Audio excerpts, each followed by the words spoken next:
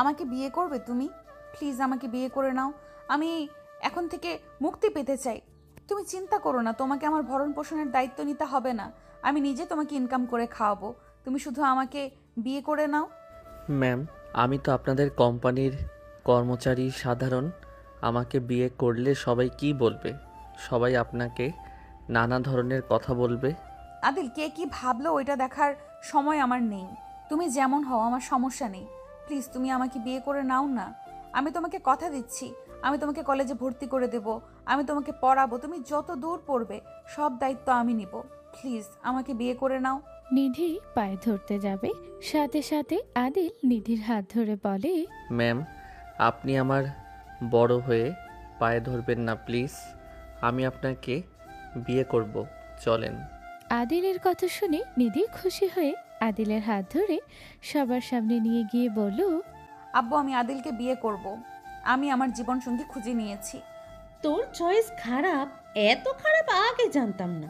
শোন, এই ছোট লোককে বিয়ে করা বাদ দিয়ে আমার হবু হাজবেন্ডের বাড়ির কাজের লোককে বিয়ে কর, সুখে থাকবি। আমার হবু হাজবেন্ডের নামে কোনো কথা শুনতে চাই না।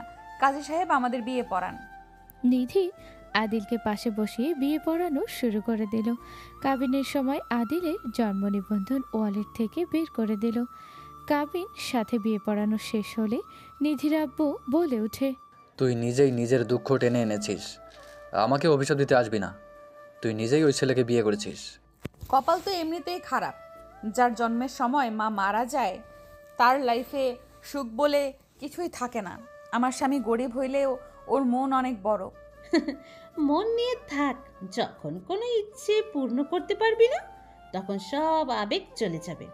যাই হোক, নিজের চয়েসে বেছে নিয়েছিস, থাক, আমি বিয়েটা করে নিই। তুলির আর শাকিলের বিয়ে পড়ানো শুরু করলো। আদিল নিধির দিকে তাকিয়ে দেখতে লাগলো। নিধির চোখের পানি টলমল করছে, টপ করে গড়িয়ে পড়তে। আদিল চোখের পানি হাতের তালুতে ধরে ফেলল। নিধি আদিলের দিকে তাকালে আদিল নিধির চোখের পানি মুছে দিতে দিতে বলল, আর কখনোই আপনাকে চোখের পানি ফেলতে দিব না। আমি আপনাকে আমার সমতা দিয়ে ভালোবাসবো, ইনশাল্লাহ। আদিলের কথা শুনে নিধির মনে খুশিতে ভরে গেল। নিধি হাসি মুখে আদিলের দিকে তাকিয়ে বলল, ধন্যবাদ আদিল। আমাকে ধন্যবাদ কেন দেন? আমি তো আপনার হাজবেন্ড। ও তাই তো, সরি পিচ্চি।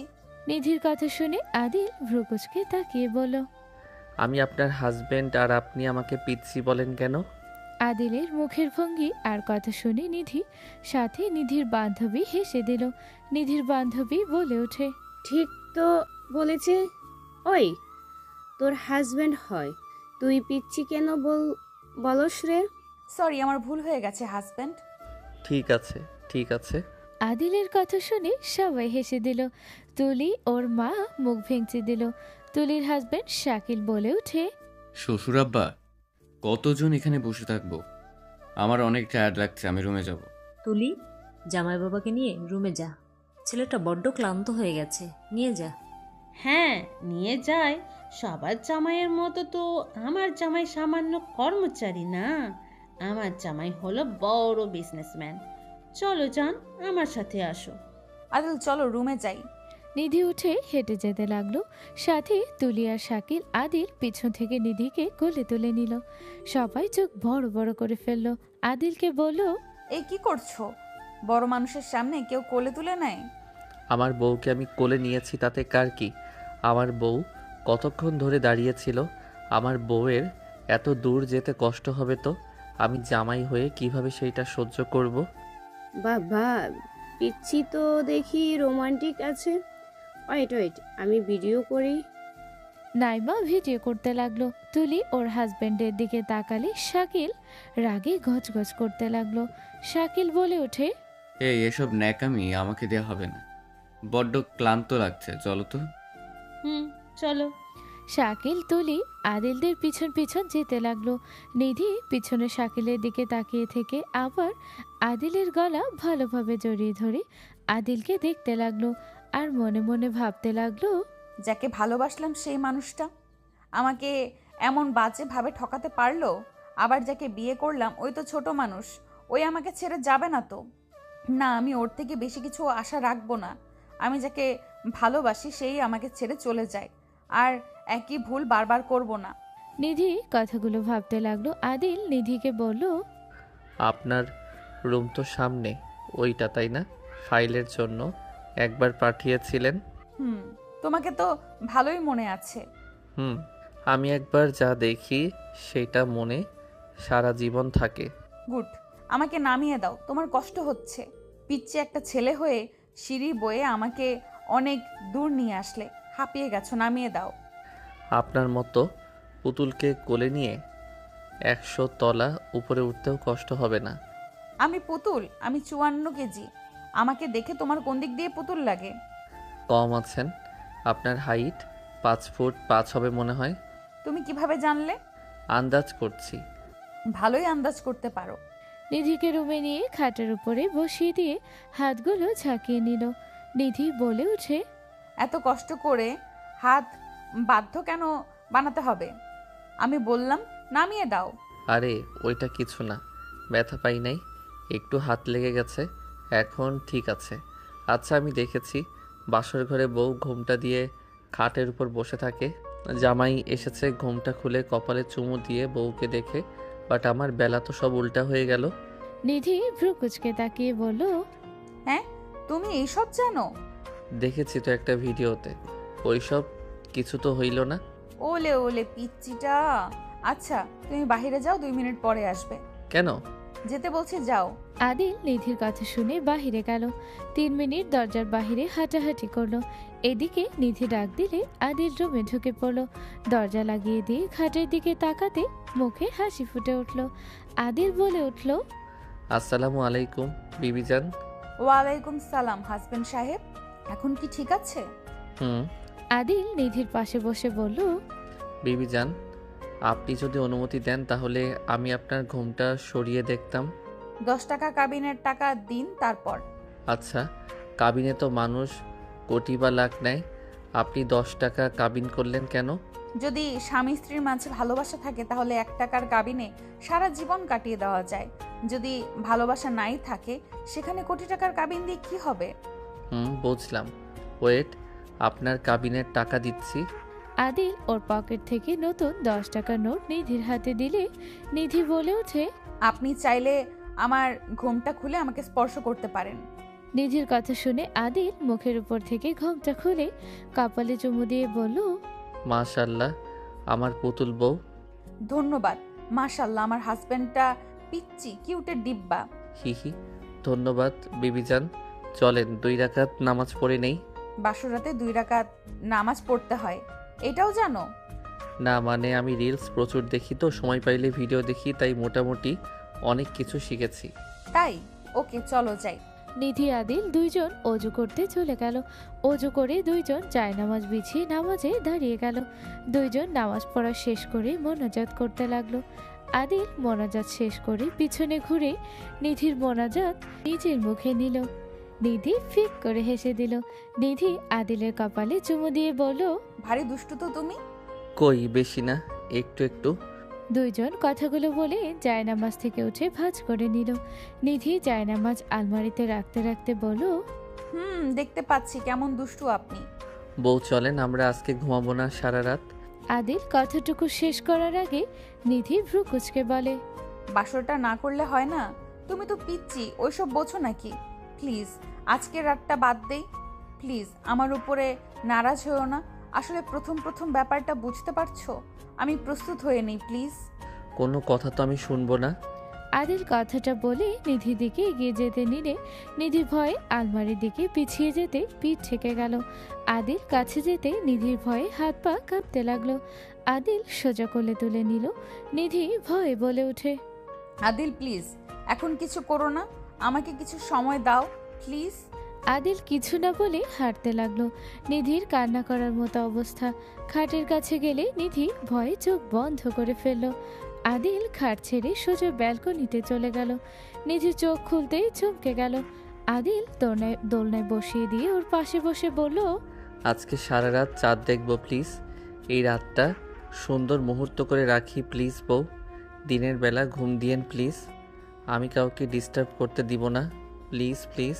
আদিলের কথা শুনে নিধি দীর্ঘ নিঃশ্বাস ফেলে হাসি মুখে বলল, ও আচ্ছা, এই ব্যাপার। কোনো সমস্যা নেই, সারা রাত তোমার সাথে চাঁদ দেখব। আই লাভ ইউ বউ। আই লাভ ইউ টু পিচ্ছি। আসো আমার বাহুতে। আদিল নিধিকে বাহুর সাথে জড়িয়ে নিল। নিধি মনে মনে ভাবতে লাগলো, উফ, ভয় পেয়ে গেছিলাম। আমি ভাবলাম কি আর আমার জামাই চাইলো কি। থাক, ওর পুরো কথা শোনা লাগছিল, ভয়ে অবস্থা খারাপ হয়ে যাচ্ছে। যাক বাবা, বেঁচে গেলাম। নিধি আদিলের দিকে তাকাতে আদিল কপালে চুমু দিয়ে মিটি মিটি হাসতে লাগলো আর ভাবতে লাগলো, মাই ডিয়ার বিবিজান, আমি জানি আপনি কেন ভয় পেয়েছিলেন। আপনি নিজে থেকে আমাকে কাছে টেনে না নিলে কখনোই আমি আপনার অত কাছে যাব না। আদিল কথাগুলো বলে নিধিকে শক্ত করে জড়িয়ে ধরে আকাশের দিকে তাকিয়ে বলল, বউ, আপনার থেকে চাঁদকে বেশি সুন্দর লাগছে না? আমি আপনাকে দেখি, আপনি চাঁদ দেখেন। আচ্ছা, আপনার যেটা ভালো লাগে ওটাই করেন। আদিল নিধির দিকে তাকিয়ে থাকতে লাগলো। নিধি লজ্জা পেতে লাগলো। নিধি বলে ওঠে, আমার শরম লাগছে। ওইভাবে কি দেখো বলো তো? আমার ব্যক্তিগত চাঁদ দেখি। তাই? বাট তোমার ব্যক্তিগত চাঁদ তো বেশি সুন্দর নয়। আমার কাছে, আমার মায়ের পরে আমার কাছে সব থেকে সুন্দর নারী আমার বিবিজান। তোমার মা কোথায়? নিধির কথা শুনে আদিল থমকে গেল। নিধি ভালোভাবে বসে বলল, আচ্ছা আদিল, তোমার ফ্যামিলিতে কে কে আছে? আর তুমি কোথায় থাকো? তোমার বাবা মা বা কোথায় থাকে? তোমাকে তো বিয়ে করলাম, বাট ওনারা কি আমাকে মেনে নেবে? আমার কেউ নাই, আমি এতিম। ও সরি। আদিল আর কিছু না বলে আকাশের দিকে তাকালো। অনেকক্ষণ বসে থাকতে আদিল দেখলো নিধির চোখ ছোট হয়ে আসছে। আদিল নিধিকে কোলে তুলে নিলে নিধি বলে ওঠে, কি ব্যাপার, কোলে তুলে নিলে কেন? অনেক দেখছি, এইবার আমার ব্যক্তিগত চাঁদ শুয়ে থেকে দেখব। মানে?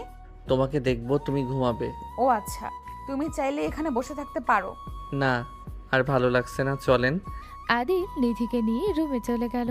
নিধিকে খাটে শুয়ে দিয়ে আদিল নিধির পাশে শুয়ে নিধির দিকে তাকিয়ে থাকতে লাগলো। নিধি আদিলের দিকে তাকিয়ে বলল, কি ব্যাপার, এভাবে কি দেখো? আমার ভালোবাসা, আমার ব্যক্তিগত চাঁদকে। এইসব পাম দিও না। আর আমি জানি আমি কারোর ভালোবাসা পাওয়ার যোগ্য না। আদিল কিছু না বলে ঘুরে শুয়ে পড়ল। নিধি আদিলের কাঁধে হাত দিয়ে বলল, রাগ করলে নাকি? এই রাতে দয়া করে আমার উপর নারাজ থেকো না আদিল। আদিল কিচ্ছু বলল না, চুপচাপ শুয়ে থাকতে লাগলো। নিধি কিছুক্ষণ চুপ থেকে আদিলকে পিছন থেকে জড়িয়ে ধরে পিঠে কিস করতে লাগলো আর বলতে লাগলো, আমার পিচ্চি জামাইটা বুঝি রাগ করেছে? এইদিকে ঘোরো না দেখি তোমাকে, রাগ করলে কেমন দেখা যায়। নিধি কথাগুলো বলে যেই আদিলকে ঘুরিয়ে নিজের দিকে নিল, নিধি থমকে গেল। নিধি ভয় পেয়ে গেল। নিধি উঠে বসে পড়ল। নিধি বলে উঠে, আদিল, আমার ভয় লাগছে। আমি তো শুধু বাস্তবতাটা তুলে ধরেছি, এত রেগে যাওয়ার কোনো কারণ দেখছি না। আমি ভালোবাসি এইটা আপনার কল্পনা মনে হয় নাকি? আমি ভালোবাসি এইটা পাম, তাই না? ওকে বাবা, সরি। এই যে কান ধরছি আর বলবো না, তাও এইভাবে তাকিও না প্লিজ। সরি, ক্ষমা করে দাও পিচ্চি। নিধি কান্না করে দেওয়ার মতো অবস্থা দেখে আদিল উঠে বসে নিধিকে বুকের সাথে জড়িয়ে ধরে বলল, সরি, আমার রাগ হইলে আমার চোখ লাল হয়ে যায়। শুনেন, আমি মিথ্যা বা পামটাম দেই না। আমার মনের ভিতরে যেটা আছে আমি সেইটাই বলে দেই। I am sorry. It's okay, ঘুমাও এখন। আদিল নিধিকে শুয়ে দিয়ে পায়ের উপর পা রেখে পেটের উপরে হাত দিয়ে আস্তে আস্তে হাত বুলিয়ে দিতে লাগলো। নিধি কেঁপে কেঁপে উঠতে লাগলো। নিধি আদিলের দিকে ঘুরে তাকালে আদিল বলে, ঘুমাও, মাথায় হাত বুলিয়ে দিব। না থাক, তুমিও ঘুমাও। তুমি ঘুমালে আমি ঘুমাবো। আদিলের কথা শুনে নিধি কিছু না বলে ঘুমিয়ে গেল। আদিল নিধির গালে চুমু দিয়ে বলল, আপনার হাত যেহেতু ধরেছি, কোনো দিন আপনাকে কষ্ট দিব না। আপনাকে আমি নিজের সমস্তটা দিয়ে ভালোবাসবো আর ভালো রাখার চেষ্টা করব। আদিল নিধির কপালে চুমু দিয়ে আদিল উঠে ব্যালকনি দিয়ে পাইপ বেয়ে নিচে নেমে সোজা বাসার পিছন থেকে বের হয়ে গেল। ভোর 5টায় আদিল তাড়াতাড়ি করে বাসায় এসেছে। পাইপ বেয়ে নিধির রুমে ঢুকে নিধির কাছে যাবে তখনই নিধির ঘুম ভেঙে গেল। আদিল বলে ওঠে, জান ওঠেন, নামাজ পড়বেন না? তুমি নামাজ পড়ো সকালে? চেষ্টা করি 5 ওয়াক্ত নামাজ পড়ার। আসেন একসাথে পড়ব। আদিল নিধিকে কোলে তুলে নিয়ে যেতে লাগলো। ওয়াশরুমে গিয়ে দুইজন দুষ্টুমি করতে করতে ফ্রেশ হয়ে গেল। নিধি বলে ওঠে, আর দুষ্টুমি না, অজু করি। ওকে। আদিল নিধি দুইজন অজু করে বের হলো। নিধি আলমারি থেকে জায়নামাজ বের করে বিছিয়ে দিল। দুইজন নামাজে দাঁড়িয়ে গেল। দুইজন নামাজ শেষ করলো। মোনাজাত শেষ হলে আদিল পিছনে ঘুরে নিধির কোলে মাথা দিয়ে বলল, বউ কোরআন পড়তে পারো? হুম। তাহলে আমি শুয়ে থাকি, তুমি কোরআন তিলাওয়াত করো। আচ্ছা, ওয়েট করো, আমি কোরআন নিয়ে আসি। তুমি থাকো, আমি নিয়ে আসি। কোন জায়গায় রেখেছো? ওই যে দেখো। নিধি ইশারা অনুযায়ী গিয়ে কোরআন শরীফ নিয়ে আসলো। নিধিকে দিয়ে আদিল সাইডে গিয়ে কোলে মাথা দিয়ে শুয়ে পড়ল। নিধি কোরআন তেলাওয়াত করতে লাগলো। আদিল মনোযোগ দিয়ে শুনতে লাগলো। আদিল শুনতে শুনতে নিধির কোলে ঘুমিয়ে গেল। নিধি কোরআন পড়া শেষ করে আদিলের দিকে তাকাতে দেখে আদিল ঘুমিয়ে গিয়েছে। নিধি আদিলের কপালে চুমু দিয়ে বলল, মাশাল্লাহ, পিচ্চিটাকে কত কিউট লাগছে। আল্লাহ আমার জামাইয়ের উপরে কারো যেন নজর না লাগে। আল্লাহ কি সকল কিউটনেস এই পিচ্চিটাকে দিয়ে দিয়েছে। যত দেখি তত যেন আমি ওর মাঝে হারিয়ে যাই। কত কিউট, এত কিউট কেন গো তুমি? আদিলের গাল ধরে আদর করতে আদিলের ঘুম ভেঙে গেল। আদিল তাকাতে নিধি চমকে গিয়ে বলল, খাটে গিয়ে ভালো করে ঘুমাও, এখানে ঘুমাতে তো সমস্যা হচ্ছে। আদিল কথাগুলো শুনে সোজা উঠে খাটের উপরে গিয়ে শুয়ে ঘুমিয়ে গেল। নিধি আদিলকে কিছুক্ষণ দেখে ওর ল্যাপটপ খুলে ফাইলগুলো দেখতে লাগলো। আদিলের ঘুম ভাঙলে দেখে নিধি নেই। আদিল ঘড়ির দিকে তাকিয়ে লাফ দিয়ে উঠল। আদিল তাড়াতাড়ি করে ওয়াশরুমে চলে গেল। ওয়াশরুমে শার্ট প্যান্ট দেখলো, সাথে একটা চিরকুট দেখলো। হাতে নিয়ে দেখে নিধি লিখেছে, গোসল করে শার্ট প্যান্ট পরে নিও, আমি নিচে আছি। আদিলের মুখে হাসি ফুটে উঠল। আদিল গোসল করে শার্ট প্যান্ট পরে নিল। ওর শার্ট প্যান্ট ধুয়ে ব্যালকনিতে শুকাতে দিল। আদিল ব্যালকনি থেকে বের হয়ে ওর ওয়ালেট ফোন পকেটে তুলে নিচে যেতে লাগলো। আদিল সিঁড়ি দিয়ে নিচে নামতে লাগলো। নিচে নামলে দেখলো নিধির চোখ দিয়ে পানি পড়ছে। আর একজন চিল্লিয়ে নিধিকে অনেক ধরনের কথা বলছে। নিধিকে থাপ্পড় মারতে যাবে আদিল দৌড়ে গিয়ে নিধিকে জড়িয়ে নিলে থাপ্পড়টা আদিলের পিছে গিয়ে লাগলো। লোকটা রেগে আদিলের কলার ধরে টান দিয়ে সামনের দিকে ঘুরিয়ে বলল, ফকিন্নির বাচ্চা, তুই আমার ভাতিজিকে বিয়ে করার সাহস কোথা থেকে পেলি? বড় চাচা কথাগুলো বলে আদিলের দিকে তাকাতে থমকে গেল। আদিলের কলার ছেড়ে দিয়ে কাঁপতে লাগলো। আদিল বলে ওঠে, আমি ওনাকে ভালোবাসি, তাই বিয়ে করছি। গরিব বলে কি আমি আপনার ভাতিজিকে বিয়ে করতে পারবো না নাকি? আপনার ভাতিজিও মানুষ, আমিও। আদিল চোখ বড় বড় করে তাকালে বড় চাচু বলে ওঠে, আরে তুমি? সরি বাবা, আমি বুঝতে পারি নাই যে তোমার সাথে বিয়ে হয়েছে। তুমি তো অনেক ভালো ছেলে। আমার ভাতিজি তোমার কাছে সুখে থাকবে। আসলে আমার ভাই ভাবি এমনভাবে বলেছে যে আমার মাথা খারাপ হয়ে গেছিল। ভাইজান, আপনি এসব কি বলছেন? এই ছেলেকে আপনি চেনেন নাকি? ছেলেটা অনেক ভালো। আমি আগে থেকে চিনি ছেলেটাকে। দেখো, কারোর সম্পর্কে কিছু না জেনে কথা বলবি না।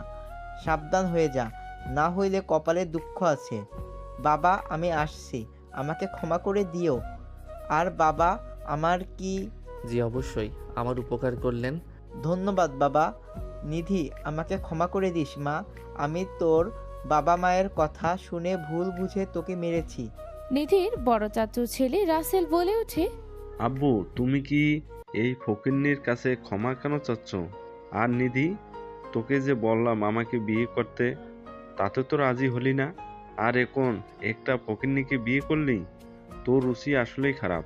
খবরদার, ভাইয়া আমার হাজবেন্ডকে নিয়ে একটা কথা বলবে না।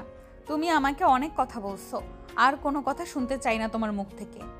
নিধির কথা শুনে রাসেল মারতে যাবে, সাথে সাথে বড় চাচু হাত ধরে বলে ওঠে, থাপ্পড় মেরে গুড়িয়ে দিব। আদিল অনেক ভালো একটা ছেলে। নিধি ভাগ্যবান দেখে আদিলের মতো ছেলেকে পেয়েছে। বাবা, আমার ছেলের হয়ে ক্ষমা চাচ্ছি। আদিল কিছু না বলে নিধির দিকে ঘুরে চোখের পানি মুছে দিয়ে বলল, বউ কান্না করেন না, বউ আমার পেমেন্ট এসেছে, চলেন ঘুরতে যাই। 10,000 বেতন দিয়ে বউকে কোথায় ঘুরতে নিয়ে যাবে? যেখানে নিয়ে যাই বউ, আপনি আমার সাথে যাবেন না? অবশ্যই যাব, কেন যাব না? ওকে যান, রেডি হয়ে আসেন। আর অবশ্যই বোরকা পরে আসবেন কিন্তু। আচ্ছা। নিধি চলে গেল। আদিল রাগ রাসেলের দিকে তাকালো। আদিল রাসেলের কাছে গিয়ে ওর কলার ধরে মুখে সজোরে ঘুষি মেরে বলল, কি বললি? যেন আমার বউকে বিয়ে করবি, আমার বউয়ের শরীরে হাত তুলবি, এই হাত দিয়ে, তাই না? আদিল যেই রাসেলের হাতের দিকে নজর দিবে সাথে সাথে বড় চাচ্চু দৌড়ে গিয়ে আদিলের পায়ের সামনে দাঁড়িয়ে বলল, আমার ছেলেকে ক্ষমা করে দাও বাবা, আমার ছেলে বুঝতে পারে নাই, প্লিজ বাবা আমার ছেলেকে ক্ষমা করে দাও। এই রাসেল তাড়াতাড়ি ক্ষমা চা। ভাইয়া কেন ক্ষমা চাইবে? বড় ভাইয়ার গায়ে হাত তুলেছে, কত বড় বেয়াদব! তোমার এত বড় সাহস আমার ভাতিজার শরীরে হাত দাও? নিধির আব্বু টান দিয়ে আদিলকে সরিয়ে থাপ্পড় মারল। বড় চাচু তাড়াতাড়ি করে নিধির আব্বুকে সরিয়ে দিয়ে আদিলের গালে হাত বুলিয়ে দিতে লাগলো আর বলল, খবরদার, আদিলের গায়ে কেউ হাত দিবে না। আর রাসেল তাড়াতাড়ি আদিলের কাছে ক্ষমা চা। আমাকে মারলো আর তুমি আমাকে ক্ষমা চাইতে বলছো? বড় চাচু ধাক্কা দিয়ে আদিলের পায়ের কাছে ফেলতে যাবে। নিধিকে আসতে দেখে রাসেলকে তুলে আদিল হেসে আস্তে আস্তে কানের কাছে বলল, বেশি বুঝিস না, লাশ হয়ে যাবি। আদিল আমার হয়েছে। আদিল রাসেলকে বলল, বড় ভাইয়া থাকেন, যাই, বউ আসেন। আদিল নিধিকে নিয়ে বের হয়ে গেল। নিধি বলে ওঠে, গাড়ি নেই, আমার বাইক আছে, ওইটাতেই যাব, চলো। না, রিক্সা নিয়ে যাব, রিক্সায় ঘোরার মজাই আলাদা। ওকে চলো। নিধি আদিল বের হলো। রিক্সার জন্য অপেক্ষা করলে একটা রিক্সা আসলে দুইজন উঠে পড়ল। আদিল নিধির হাত ধরে বলল, বউ, আমার ইনকাম অনেক কম, আমার সাধ্য অনুযায়ী তোমাকে খাওয়াবো, তুমি রাগ করো না দয়া করে। আমি যখন ভালো জব করব তখন তোমাকে দামি দামি গিফট দিব। আমার পিচ্চি বর যা দিবে আমি তাতে খুশি, বাট তুমি ডাকটা কিন্তু অনেক মিষ্টি লাগছে, আপনি বলবে না, ওকে? আচ্ছা শোনো, সামনে একটা স্টল আছে, ওইখানে যাব, দুজন মিলে ফুচকা চটপটি খাবো, ঠিক আছে? ওকে বিবিচান, বাট তুমি ওইগুলো খাও। আব্বু কখনো খেতে দিত না, বাট আমি স্কুলে লুকিয়ে খেতাম ফ্রেন্ডদের সাথে, আর এখন তো ব্যস্ত হয়ে গেছি, আগের মতো কোনো কিছু করা সম্ভব হয় না। ও আচ্ছা। নিধি রিক্সা থামিয়ে দিল। নিধি ভাড়া দিতে যাবে, আদিল হাত ধরে ফেলল। আদিল বলে ওঠে, আমি নিয়ে এসেছি, তুমি কেন ভাড়া দিতে যাচ্ছ? সরি, ভুল হয়ে গেছে। আদিল ভাড়া দিয়ে দিল। রিক্সাওয়ালা চলে গেল। আদিল নিধিকে নিয়ে দুইটা চেয়ার টেনে বসে অর্ডার দিয়ে দিল। আদিল বসে থেকে নিধির সাথে কথা বলছিল। ফুচকা চটপটি আসলে দুইজন খেতে লাগলো। আদিল নিধিকে খাইয়ে দিতে লাগলো আর নিজে আদিলকে। হঠাৎ করে আদিলের পাশে একজন বসে আদিলের প্লেট থেকে ফুচকা খেতে লাগলো। নিধি আদিল পাশের জনের দিকে তাকাতে নিধি বলে ওঠে, কে আপনি? এভাবে আমার হাজবেন্ডের প্লেট থেকে নিচ্ছেন কেন? আপনার হাজবেন্ড মানে? জান, এসব কি বলে? জান মানে? রাইসা আদিলের হাত ধরে বলে, তুমি আমাকে এভাবে ঠকাতে পারলে? তুমি কিভাবে আমাকে ঠকালে? হচ্ছেটা কি? আমার হাজবেন্ডের হাত ছাড়েন। আর জান মানে কি? আদিল, এই মেয়েটা কে? আদিল রাইসার কান ধরে বলে, ফাজিল, এখানে কি করিস? ছি, আমাকে এভাবে ধরতে পারলে? রাইসা, মাইর দিব, এসব কি বলিস? ভারী দুষ্টু হয়ে গেছস তো। আদিল কিছু বলছে না কেন? এই মেয়েটা কে? আমি ওর এক্স ওয়াইফ। কি? বউ বউ, রেগে যাও না, এই রাইসা মজা কম করবি।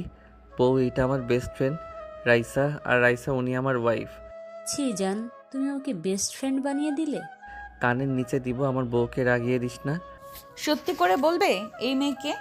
নিধি রেগে প্লেটে ঢিল মারতে যাবে, সাথে সাথে আদিল হাত ধরে বসিয়ে দিয়ে বলল, আল্লাহর কসম, আমার ফ্রেন্ড হয়, এর বাহিরে কিছু না। ওই তো আপনার কোম্পানিতে জব করে, আমরা একসাথে কাজ করি, নতুন জয়েন হয়েছে, আপনি হয়তো খেয়াল করেন নাই। এই আমাদের বসের মেয়ে? রাইসা ঢোক গিলে তাড়াতাড়ি উঠে বলে, সরি ম্যাম, আমি ওর বেস্ট ফ্রেন্ড হই। আমি আসলে মজা করছি, আমি আপনাকে চিনতে পারি নাই। বাট আদিল, তুই বিয়ে করবি একবার তো বললিও না। আর ম্যামের তো শাকিল স্যারের সাথে বিয়ে হওয়ার কথা ছিল। তুই তো জ্বরে বিয়েতে যাস নাই, তাই কিছু জানোস না। শাকিল স্যারকে তুলি ম্যাম বিয়ে করছে, আর আমি ম্যামকে বিয়ে করছি। কেমনে কি? পরে বলবো। ফুচকা খাবি নাকি চটপটি? না থাক, ম্যামকে নিয়ে এনজয় কর, আমি কাবাবের হাড্ডি হতে চাই না। রাইসা তাড়াতাড়ি করে চলে গেল। নিধি বলে উঠল, আর খাবো না, চলো। রাগ করে আছো? নিধি কিছু না বলে উঠে হাঁটা দিল। আদিল বিল পেমেন্ট করে নিধির পিছন পিছন যেতে লাগলো। আদিল বলে ওঠে, জান, রাগ কেন করছো? আরে ওই মজা করছে তো। আমার এইসব ফালতু মজা একদম পছন্দ হয় না। ওই মেয়েটার চাহনিতে বুঝে যাচ্ছিল আমাদের বিয়ের কথা শুনে ওর মোটেও পছন্দ হয়নি। কি যাতা বলো। আরে ওই শুধু আমার ফ্রেন্ড, এর বাহিরে কিছু না। Just shut up. আমার থেকে বেশি জানো? আমিও একটা মেয়ে, আর একটা মেয়ের তাকানোর ভাব দেখলে বোঝা যায় মেয়েটার মনে কি চলছে। আচ্ছা বাবা, সরি। এখন তুমি কি চাচ্ছ, আমি ওর সাথে না মিশি? যদি বলো তাহলে আমি আর ওর সাথে মিশবো না। বেস্ট ফ্রেন্ড বলে, সেখানে 1 সেকেন্ডের ভেতরে বউয়ের জন্য তাকে বাদ দিলে? বেস্ট ফ্রেন্ড অর্থ বোঝো? যে ছেলে বেস্ট ফ্রেন্ডকে সহজে ভোলা যায়, সেই ছেলে যে তার বউকে কত ভালোবাসবে বোঝা যায়। এইটা কোনো কথা? তুমি যদি গার্লফ্রেন্ড হতে তাহলে আমি আমার বেস্ট ফ্রেন্ডকে বেছে নিতাম, বাট তুমি তো আমার স্ত্রী। আমার মৃত্যুর আগ পর্যন্ত কেউ না থাকলে তুমি থাকবে। কত মানুষ স্ত্রীর জন্য নিজের বাবা মাকে ছেড়ে দেয়, আর সেখানে কিনা আমি সামান্য বেস্ট ফ্রেন্ডের থেকে দূরে থাকতে পারবো না? শোনো, আমার কাছে আমার মা আর আমার স্ত্রী আগে, তারপর বাকি মানুষ। তোমার তো মা নাই। আদিল নিধির কথা শুনে চুপ হয়ে গেল। নিধি আদিলের দিকে তাকিয়ে বলল, সম্পর্ক নষ্ট করতে হবে না, শুধু একটা কথাই মাথায় রেখো, আমি আমার প্রিয় জিনিসের ভাগ আমি কাউকে দেই না। আমার জিনিসের দিকে কেউ নজর দিলে আমি তার চোখ তুলে ফেলবো। বুঝেছি। আমি যেহেতু তোমার হাত ধরেছি, সেহেতু আমি তোমার পাশে মৃত্যুর আগ পর্যন্ত থাকতে চাই।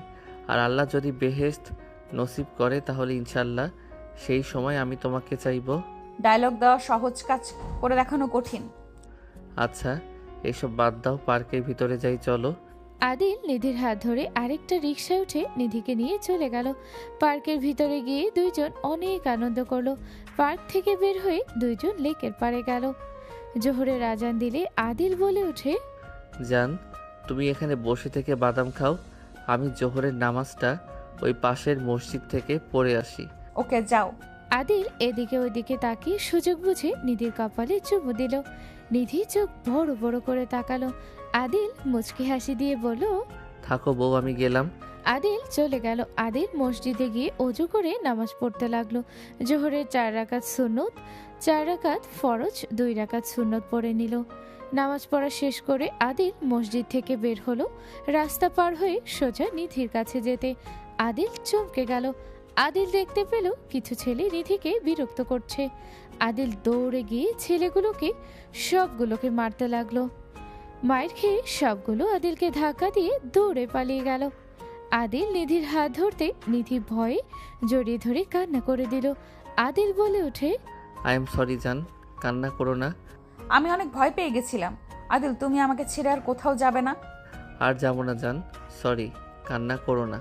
আদিল নিধিকে কোলে তুলে নিয়ে হাঁটা লাগালো। রিক্সা নিয়ে দুইজন সারাদিন ঘুরে রাতের বেলায় আদিল নিধিকে নিয়ে বাসায় গেল। বাসায় গেলেই তুলি বলে ওঠে, ফকিন্নির বাচ্চা, আমার বোনকে নিয়ে ফুটপাত খেয়ে আসলি? আব্বু, এই ফকিন্নির বাচ্চার সাথে থেকে আপু আর কত যে নিচে নামবে আল্লাহ ভালো জানে। এই ফকিন্নির বাচ্চা, তোর সাহস কি করে হয় আমার মেয়েকে নিয়ে ফুটপাতে খাইতে যেতে? ব্যাস, অনেক হয়েছে। অনেকের অনেক কথা শুনলাম। আমার স্বামীকে নিয়ে আর একদম বাজে কথা বলবে না। বললে আমি ভুলে যাব কার সাথে আমার কি সম্পর্ক ছিল। আমার স্বামীকে নিয়ে আমার সমস্যা নাই, তোমাদের এত কিসের সমস্যা? আমার মান সম্মানের ব্যাপার আছে। সবাই এসেছে, আমাকে বলল আমার মেয়ে ফুটপাতে খাচ্ছে। আমার মান সম্মান শেষ তো আগে করেছো এই ফকিন্নির বাচ্চাকে বিয়ে করে, আর এখন আবার ফকিন্নির সাথে রাস্তায় রাস্তায় খাওয়া শুরু করেছো। কে কি বললো ওইটা দেখার সময় আমার নাই। আদিল, চলো আমার সাথে। নিধি আদিলের হাত ধরে যেতে লাগলো।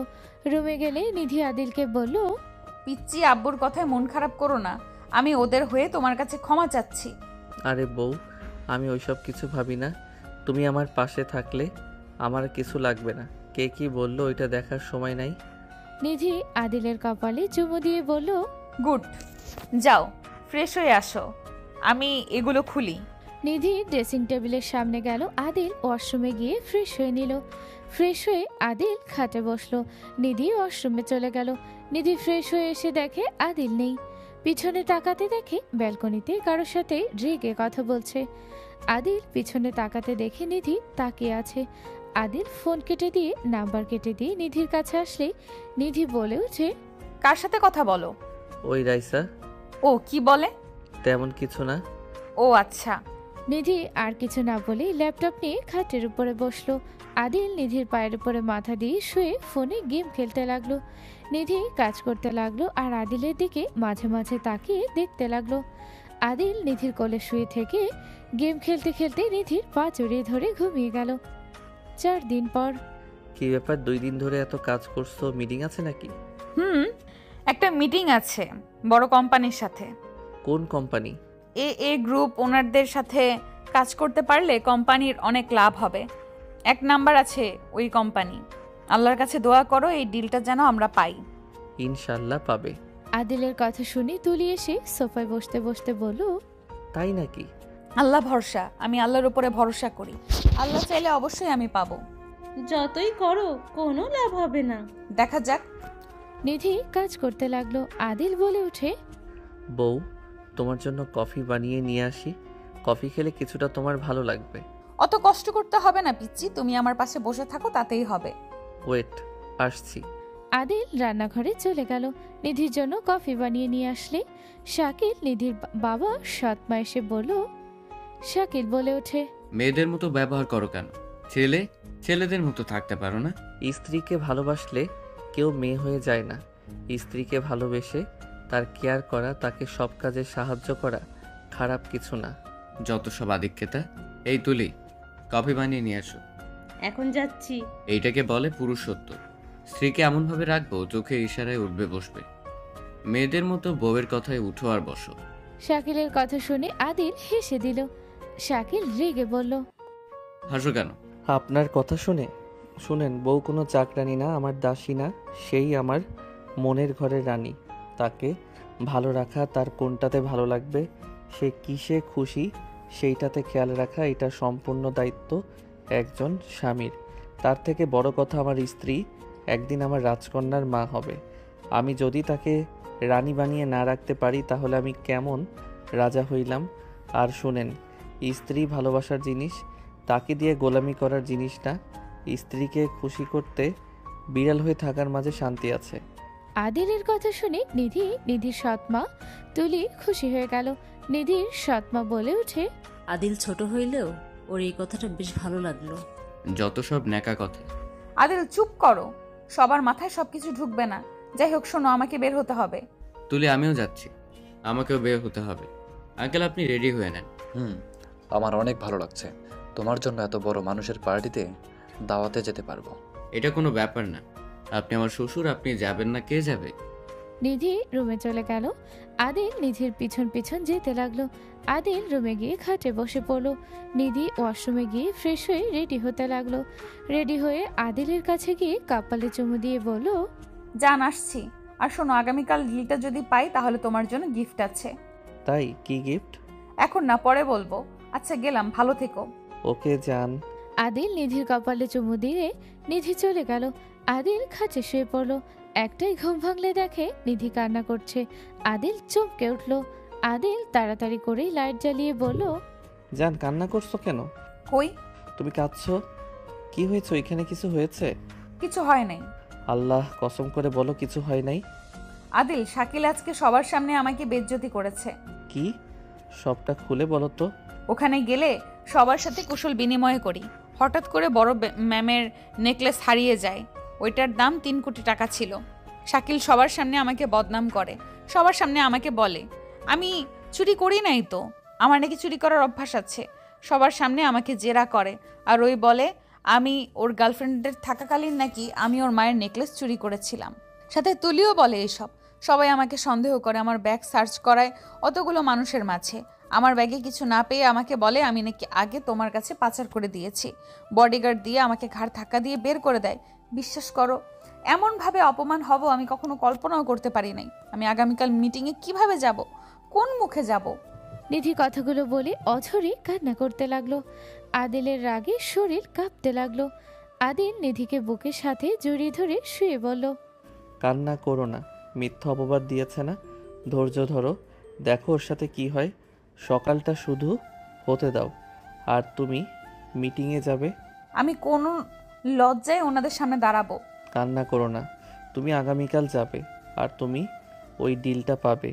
পাওয়ার সম্ভাবনা আর নাই, সব শেষ করে দিয়েছে ওরা। কিছু শেষ হয় নাই, শেষ হবে তো ওরা। কান্না করো না, ঘুমাও। আদিল নিধিকে বুকের সাথে জড়িয়ে ধরে মাথায় হাত বুলিয়ে দিতে লাগলো আর সান্ত্বনা দিতে লাগলো। নিধি আস্তে আস্তে ঘুমিয়ে গেল। সকালে ঘুম ভাঙলেই দুইজন উঠে নামাজ পড়ে নিল। নিধি তাড়াতাড়ি করে কাজে বসে গেল। আদিল নিধির হাত থেকে ল্যাপটপ নিলে নিধি বলে, জান দাও, এখন দুষ্টুমি করো না। আর মাত্র 2 ঘন্টা আছে, তার ভেতরে কাজটা তৈরি করা লাগবে। আমি দেখছি। আদিল ল্যাপটপে কিছু করতে লাগলো। নিধি ভয়ে বলে ওঠে, আদিল করছোটা কি? আদিল প্লিজ, আমার সব কিছু নষ্ট করে দিও না। আমার এইটার উপরে ভরসা, প্লিজ নষ্ট করো না। একটা যদি নষ্ট হয়ে যায় তাহলে আমাকে পথে বসতে হবে। আমার উপরে ভরসা রাখো আর তুমি পাবে এই ডিল। আদিল 2 ঘন্টার ভেতরে কাজ রেডি করে নিধির দিকে দিলে নিধি রাগে কান্না করে দিয়ে বলল, আমার সময় শেষ করে দিলে। আমি এখন ওইখানে গিয়ে কি করব? তুমি জানো আমার কত বড় লস হয়ে গেল। একটু ভালো করে দেখো। কি দেখবো? হ্যাঁ, সব কিছু বাড়াবাড়ি মানায় না। তুমি তাকাবে তো নাকি? নিধি বিরক্ত হয়ে তাকাতে চমকে গেল। আদিলের দিকে তাকাতে আদিল বলে, যাও রেডি হয়ে নাও আর আমার উপরে ভরসা রাখো, ইনশাল্লাহ তুমি পাবে। আল্লাহ ভরসা, যাচ্ছি। নিধি তাড়াতাড়ি করে রেডি হয়ে সবকিছু গুছিয়ে বের হয়ে গেল। আদিল ওয়াশরুমে গিয়ে ফ্রেশ হয়ে নিল। এইদিকে মিটিংয়ে নিধি চলে গেল। সবাই নিধিকে নিয়ে কানাঘুষা করতে লাগলো। নিধি মাথা নিচের দিকে তাকিয়ে থাকলো। ম্যাম আসলে মিটিংয়ের কাজ সবাই এক এক করে দেখতে লাগলো। সবার লাস্টে নিধি কাজ প্রেজেন্ট করলো। নিধির কাজ প্রেজেন্ট করা দেখে সবাই অবাক হয়ে গেল। শাকিল বলে ওঠে, ম্যাম, ওই কারো থেকে এই প্রেজেন্ট চুরি করেছে। এটা ওর প্রেজেন্ট ছিল না। মানে কি? ম্যাম, এটা আমার হাজবেন্ডের বানানো, এটা কোনো চুরি করা নয়। ওইটুকু ছেলে কিভাবে এটা বানাবে? ম্যাম, ওর হাজবেন্ড সামান্য একজন কর্মচারী, ওর পক্ষে কখনোই সম্ভব না এমন প্রজেক্ট বানানো। ম্যাম, আমি সত্যি কথা বলছি, এটা আমার হাজবেন্ডের বানানো। নিধি মিথ্যে বলবে না। এটা কার থেকে চুরি করছো সেটা বলো। ম্যাম, ওকে এখন থেকে বের করে দেন। নিধিকে সবাই জেরা করতে লাগলো। নিধি এক পর্যায়ে কান্না করে দিল। নিধিকে বের করতে যাবে সাথে সাথে বলে উঠল, কার এত বড় সাহস আমার স্ত্রীকে ধাক্কা দিয়ে বের করে দিবে? কথাগুলো বলে নিধির সামনে গিয়ে দাঁড়িয়ে চোখের পানি মুছে দিতে লাগলো। সবাই অবাক হয়ে গেল। রাহেলা চৌধুরী চমকে উঠল। শাকিল বলে উঠে, এই ছেলে, তোর সাহস তো কম না। কাউকে কিছু না বলে এখানে ঢুকে পড়ছোস। এখন থেকে বের হয়ে যায়। বডিগার্ড কোথায়? তোমরা ওই ফকিন্নির বাচ্চাকে ঢুকতে দিলে কিভাবে? বডিগার্ড ম্যাম, এই চোরের হাজব্যান্ড দেখেন ম্যাম, ওই কিভাবে এইটা বানাবে? ওকে দেখে কি মনে হয় ও এসব বানাতে পারে? শাকিলের কথা শুনে রাহেলা চৌধুরী সজোরে থাপ্পড় মারল শাকিলের গালে। শাকিল সবাই স্তব্ধ হয়ে গেল। রাহেলা চৌধুরী বলে ওঠে, উনি কি আপনার হাজবেন্ড? জি ম্যাম, ওই আমার হাজবেন্ড। আপনি কি এটা বানিয়েছেন? জি ম্যাম, আমি এইটা বানিয়েছি। ম্যাম, এই ছেলেটাও মিথ্যেবাদী। এই চুপ! আপনি বেশি কথা বলেন কেন? আপনাকে কি কথা বলতে বলেছি? Sorry ma'am. বসেন। শাকিল বসে পড়ল। আদিল বলে ওঠে, ম্যাম, আমার স্ত্রী অনেক ভালো একটা মেয়ে, ওকে কাজের সুযোগটা দিলে খুশি হইতাম। ওর কাজের স্কিল অনেক ভালো। তোর কথাতে ম্যাম তোর বউকে এই কাজ দিবে নাকি? এই আপনাকে চুপ থাকতে বলছি না। যাই হোক, আপনাদের কাজ আমার অনেক পছন্দ হয়েছে। আমি আপনাদের এই ডিলটা দিতে পারি একটা শর্তে। কিসের শর্ত ম্যাম, বলেন? শর্ত হইল আপনাদের দুইজনকে আমার এখানে থেকে কাজ করতে হবে। রাহেলা চৌধুরীর কথা শুনে সবাই অবাক হয়ে গেল। সবাই কানাঘুষো করতে লাগলো। নিধি খুশিতে বলে ওঠে, এইটা তো আমার সৌভাগ্য ম্যাম, আপনার এখান থেকে কাজ করব। এইটা তো কল্পনার বাহিরে ম্যাম, আমার বিশ্বাস হচ্ছে না। আমি কি স্বপ্ন দেখছি? আদিল, আমাকে চিমটি দাও তো। আমি এই শর্ত মানি না ম্যাম। আদিলের কথা শুনে সবাই চোখ বড় বড় করে ফেলল। একজন বলে ওঠে, এই ছেলে পাগল নাকি? তোমার সৌভাগ্য যে উনি তোমাদের এত সুন্দর সুযোগ দিচ্ছে। এই সুযোগ হাতছাড়া করো না। শাকিল বলে ওঠে, ম্যাম, এই সুযোগটা আমাকে দেন, আমি মন প্রাণ দিয়ে কাজ করব। মিসেস, তাহলে আমার কিছু করার নাই। আপনার হাজবেন্ড এই প্রস্তাবে রাজি না। আদিল, আমার স্বপ্ন তুমি নষ্ট করে দিতে চাচ্ছ কেন? এইটা তো আমাদের সৌভাগ্য যে উনি আমাদের কত বড় অফার দিয়েছে। ম্যাম, ওর কথায় কিছু মনে করবেন না, আমি ওর সাথে কথা বলে নেই। আপনি ওনার সাথে কথা বলে দেখেন। আপনাদের সময় দেওয়া হইল। যতক্ষণ পারেন ওনার সাথে কথা বলেন, আর আপনি চুপচাপ বসেন, আর না হয় এখন থেকে চলে যান। শাকিল চুপ করে বসে পড়ল। আদিলকে নিয়ে নিধি কিছুটা দূরে গেল। কয়েকজন লোক আদিলকে বলতে লাগলো, এই ছেলে তুমি এত পাকনামি কেন করছো? এটার জন্য তোমাদের কপাল খুলে যাবে। এই সুযোগ হাতছাড়া করো না। এই বাসায় কাজের লোক হইলেও অনেক লাভ, আর সেখানে তোমরা এত সুন্দর সুযোগ পাচ্ছ। এমনিতে তোমাদের কোম্পানি ডাউন যাচ্ছে। আদিল প্লিজ না করো না, বোঝার চেষ্টা করো। বাসায় তুমি থাকো, আমি থাকতে পারবো না। কোম্পানিতে কাজ, এখানে কি কাজ? তোমার কি বাসা নাই নাকি যে অন্য বাসায় থেকে কাজ করা লাগবে? এখানে থাকলে ম্যামের সম্পূর্ণ কাজ করতে পারবো। কিছু সমস্যা হলে ওনাকে সোজা বলা যাবে, আর বাসায় থেকে কাজ করলে ওনার সাথে কথা বলার সুযোগ পাওয়া কঠিন। ওনাদের একটা ক্লায়েন্ট না, হাজার মানুষের সাথে কাজ করে। আমার মতো সামান্য মানুষের সাথে কথা বলার সময় হবে? অবশ্যই হবে। প্লিজ আদিল, বোঝার চেষ্টা করো। আদিল কোনো কিছু না বলে রাহেলা চৌধুরীর কাছে গিয়ে বলল, ম্যাম, আপনার শর্ত আমার পছন্দ হয় নাই।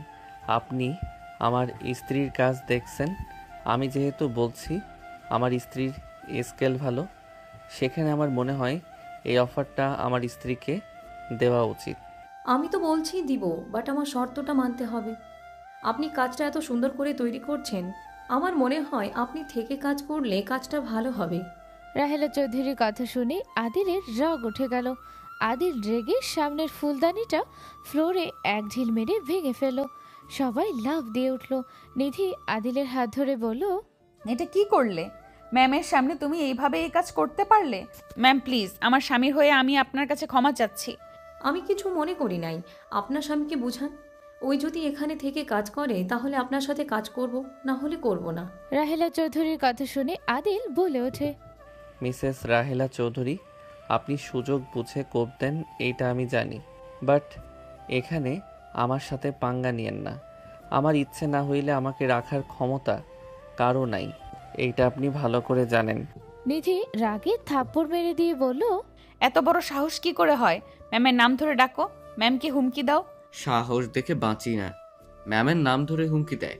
এই তুই চুপ কর। তুই অনেকবার বাড়ছস, তাই না? আমাকে রাগাস না, তুই একদম দেশছাড়া করে দিব।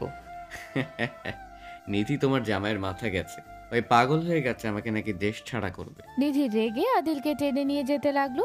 নিধি রাহেলা চৌধুরীর কাছে গিয়ে বলল, ম্যাম আমাকে ক্ষমা করে দেন। আচ্ছা, আপনাদের আরেকটা সুযোগ আছে। কি ম্যাম?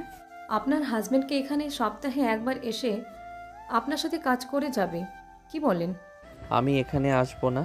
আমি শুধুমাত্র এখানে এসেছি, আমার স্ত্রীর দরকার নাই আপনার সাথে কাজ করার। আমার স্ত্রীর স্কেল অনেক ভালো, ইনশাল্লাহ ওই ভালো কিছু করবে। জিদ মানুষকে ধ্বংস করে। আপনার থেকে আমার জ্ঞান নিতে হবে না। আদিল কথাগুলো বলে নিধিকে নিয়ে টেনে চলে যেতে লাগলো। রাহেলা চৌধুরী চোখের পানি গড়িয়ে পড়লে সাথে সাথে চোখ মুছে ফেলল। আদিল নিধিকে নিয়ে গেল, জোর করে বাসায় নিয়ে গেল। বাসার ভিতরে ঢুকতে নিধি আদিলের গালে সজোরে থাপ্পড় মেরে বলল, তোকে ভালোবেসে জীবনের বড় ভুল করেছি। তুই আমার এত বড় ক্ষতি কিভাবে করলি? এত সুন্দর অফারটা তুই কিভাবে নষ্ট করে দিলি? তোর জন্য আমার কত বড় ক্ষতি হয়ে গেল। তুই আমার এত বড় ক্ষতি কিভাবে করতে পারলি? সবাই অবাক হয়ে তাকালো। শাকিল ভিতরে ঢুকে বলল, এই জামাইকে নিয়ে এত গর্ববোধ করো, সেই তোমাকে একদম নিচে নামিয়ে দিল। উপরে উঠতে চাইছিলে না, এক নিমিষে নিচে নামিয়ে দিল। সবার স্বপ্ন সেখানে তুমি এত সুন্দর সুযোগ পেলে, আর তোমার জামাই সাহস দেখে বাঁচি না। ম্যামের নাম ধরে ডাক দিল, সাথে ফুলদানি ভাঙলো। কত বড় সাহস! তোমার মনে হয় তুমি আর কোনো কোম্পানিতে কাজ শেয়ারে কাজ করতে পারবে?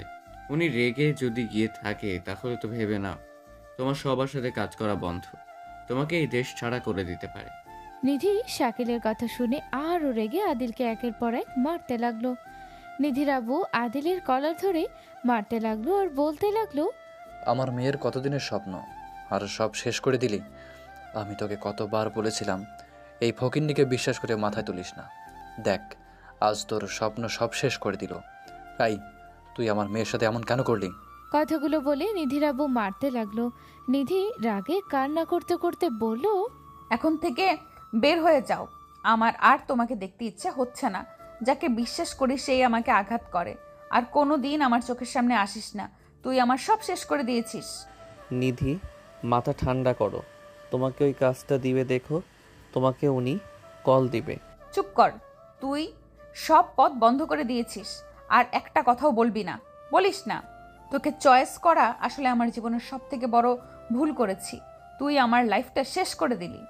আমরা আগে বলেছিলাম, কানে তো তুলো নাই, বোঝো এখন, কান্না করে কুল পাবে না। বের হয় এখন থেকে। শাকিল ধাক্কা দিতে আদিল রাগে শাকিলকে এক ঘুষিতে নিচে ফেলে দিল আর নিধির কাছে গিয়ে ওর বাহু ধরে বলল, আমার কথাটা তো শুনবে নাকি? তোমার ব্যবহার দেখে অবাক হয়ে যাচ্ছি। আমার থেকে তোমার ওই কাজ বেশি বড় হয়ে গেছে, তাই না? ওকে, আমি তোমাকে তোমার কাজ ফিরিয়ে দিব। তুমি তোমার কাজ নিয়ে থাকো, আমি তোমার থেকে চলে যাচ্ছি। স্বার্থে আঘাত লাগলে সবাই পাল্টে যায়। মানুষ লোভ সামলানো এত কঠিন হয়ে গেছে, বোঝা হয়ে গেছে। Just shut up. কিসের লোভ? এত বছরের স্বপ্ন সব শেষ করে দিলে, আর সেখানে তুমি আমাকে বলো স্বার্থে আঘাত লাগলে সবাই পাল্টে যায়। হো, আমি পাল্টে গেছি? তোমার কোনো সমস্যা? বুঝেছি, ওয়েট করো। তোমার এতদিনের স্বপ্ন আমি পূর্ণ করে দিচ্ছি। কি পূর্ণ করে দিবি? হ্যাঁ, তুই যে কাজ করে এসেছিস, ম্যাম কখনোই নিধির সাথে কাজ করবে না। এই, সবাই চুপ করবেন। আদিল ফোনটা বের করে রাহেলা চৌধুরীকে কল দিলে সাথে সাথে কল রিসিভ করে ফেলো। লাউড স্পিকারে দিলে রাহেলা চৌধুরী বলে ওঠে, আমি জানতাম তুমি আমাকে কল দিবে। আমি তোমার কলের অপেক্ষায় ছিলাম। এত বড় কাজ তোমার ওয়াইফ হাতছাড়া কখনোই করবে না। আমি যাব কি না সেইটা বড় কথা না, আমার কথা কান দিয়ে শুনেন। আদিলের কথা বলে ধরন দেখে নিধি বলে ওঠে, আদিল, ওনার সাথে শান্তভাবে কথা বলবে। আপনি চুপ করেন। আপনার কাজ পেলে তো আপনার হয়ে গেল, তাই না? কথা বলেন না। বেশি কথা বলা আমার এখন একদম সহ্য হচ্ছে না। চুপ করে থাকেন। তুমি আমাকে আপনি করে বলছো কেন? আমার ইচ্ছে। যাই হোক, আপনি শুনেন, গতকাল রাতে নেকলেস চুরির দায় দেওয়া হয়েছিল। আমার স্ত্রীর নামে মিথ্যা বদনাম দেওয়া হয়েছিল। আমি চাই আপনি পার্টির অ্যারেঞ্জ করে আমার স্ত্রী ওই নেকলেস দিবে, আর বলবেন এইটা আমার স্ত্রীর জন্য বানিয়েছিলেন। আর এই শাকিলের কোম্পানি যদি আজকের ভিতরে ওকে ডাউন করে দিবেন। দেশ ছাড়া করার কোনো দরকার নাই। ওর অহংকার আমি ভেঙে দিব। ওই আমাকে অনেক অপমান করছে, এটাতে কষ্ট নাই। আমার স্ত্রীকে অত মানুষের মধ্যে অপমান করার শাস্তি ওকে পেতে হবে। তোর এসব কথায় ম্যাম আমার কোম্পানিকে ডাউন করে দিবে। কে রে ভাই তুই? তুই দেখ কি হয়। কি হলো, আপনি কি আমার কথা শুনতে পারছেন? সব বুঝলাম, বাট এখানে আমি কেন আপনার স্ত্রীর জন্য এসব করব? আমাদের মাঝে তো কোনো সম্পর্ক নাই। আপনি আমার ক্লায়েন্টের হাজব্যান্ড, তাহলে আমি আপনার কথা কেন শুনবো? শাকিল তুলি হাসতে লাগলো আর বলল, ঠিক বলেছে, তুই এমন ভাব দেখাচ্ছিস না জানি তুই কে। তোর কথা ম্যাম শুনবে? আমি কে তোকে সেটা জানতে হবে না। তুই শুধু অপেক্ষা কর, তোর ম্যাম এখন কাজ করতে বাধ্য হবে। আদিল, বেয়াদবি করা বন্ধ করবে। তুমি কি শুরু করেছো আমার সাথে? আমার কাছে ফোন দাও। ম্যাম, আপনি কি আমার কথা শুনতে পারছেন? হ্যাঁ, শুনতে পাচ্ছি। আদিল, ম্যামের কাছে ক্ষমা চাও। ওনার সময় নষ্ট কেন করছো? আপনারা কি চুপ থাকতে পারেন না? দয়া করে চুপ করেন না। হাসি পাচ্ছে অনেক। মজা নিচ্ছেন, নেন। আমার কাজগুলো করে দেন। আমি সব করে দিব। আমি যেটা শুনতে চাই সেটা বলে আমি সব করে দিব। বিপদে সুযোগ নিচ্ছেন, আমার ভুল। আপনাদের মতো বিজনেসম্যানরা কি পারে সুযোগের সদ্ব্যবহার করেন? এইটা আপনাকে সহজ অপশন দিয়েছি। আমাকে একবার ডাক দিন, আমি আপনার জন্য আমার জীবন দিয়ে দিব। রাহেলার কথা শুনে সবাই অবাক হয়ে গেল। আদিল কিছুক্ষণ চুপ থেকে বলল, ওকে, আমি আপনাকে ডাকবো, বাট আমার কাজ করে দেন। সত্যি ডাকবে আমাকে? হ্যাঁ। তাহলে পার্টির অ্যারেঞ্জ করি। সবার সামনে আমি নিধিকে তার সম্মান ফিরিয়ে দিব, আর তুমি আমাকে সবার সামনে আমাকে ডাক দিবে। বাড়াবাড়ি করবে না। আমি আপনার সামনে বলবো, আর কারো সামনে না। নো, তাহলে হবে না। আরে, আপনার সমস্যা কি? আপনি আমাকে ব্ল্যাকমেইল কেন করছেন? আপনি অতিরিক্ত করে ফেলছেন। আমার কিন্তু রাগ উঠে যাচ্ছে। আপনি আমার ক্ষতি চাচ্ছেন, তাই না? এখন আমার রক্ত ঝরাবো। আদিলের কথা শুনে রাহেলা চৌধুরী বলে ওঠে, না না, দরকার নাই। আমি আপনার সব কথা শুনবো, প্রমিস। আমি আজকে পার্টি দিব, আর সবার সামনে বলবো আমি নিধির জন্য কিনেছি নেকলেস।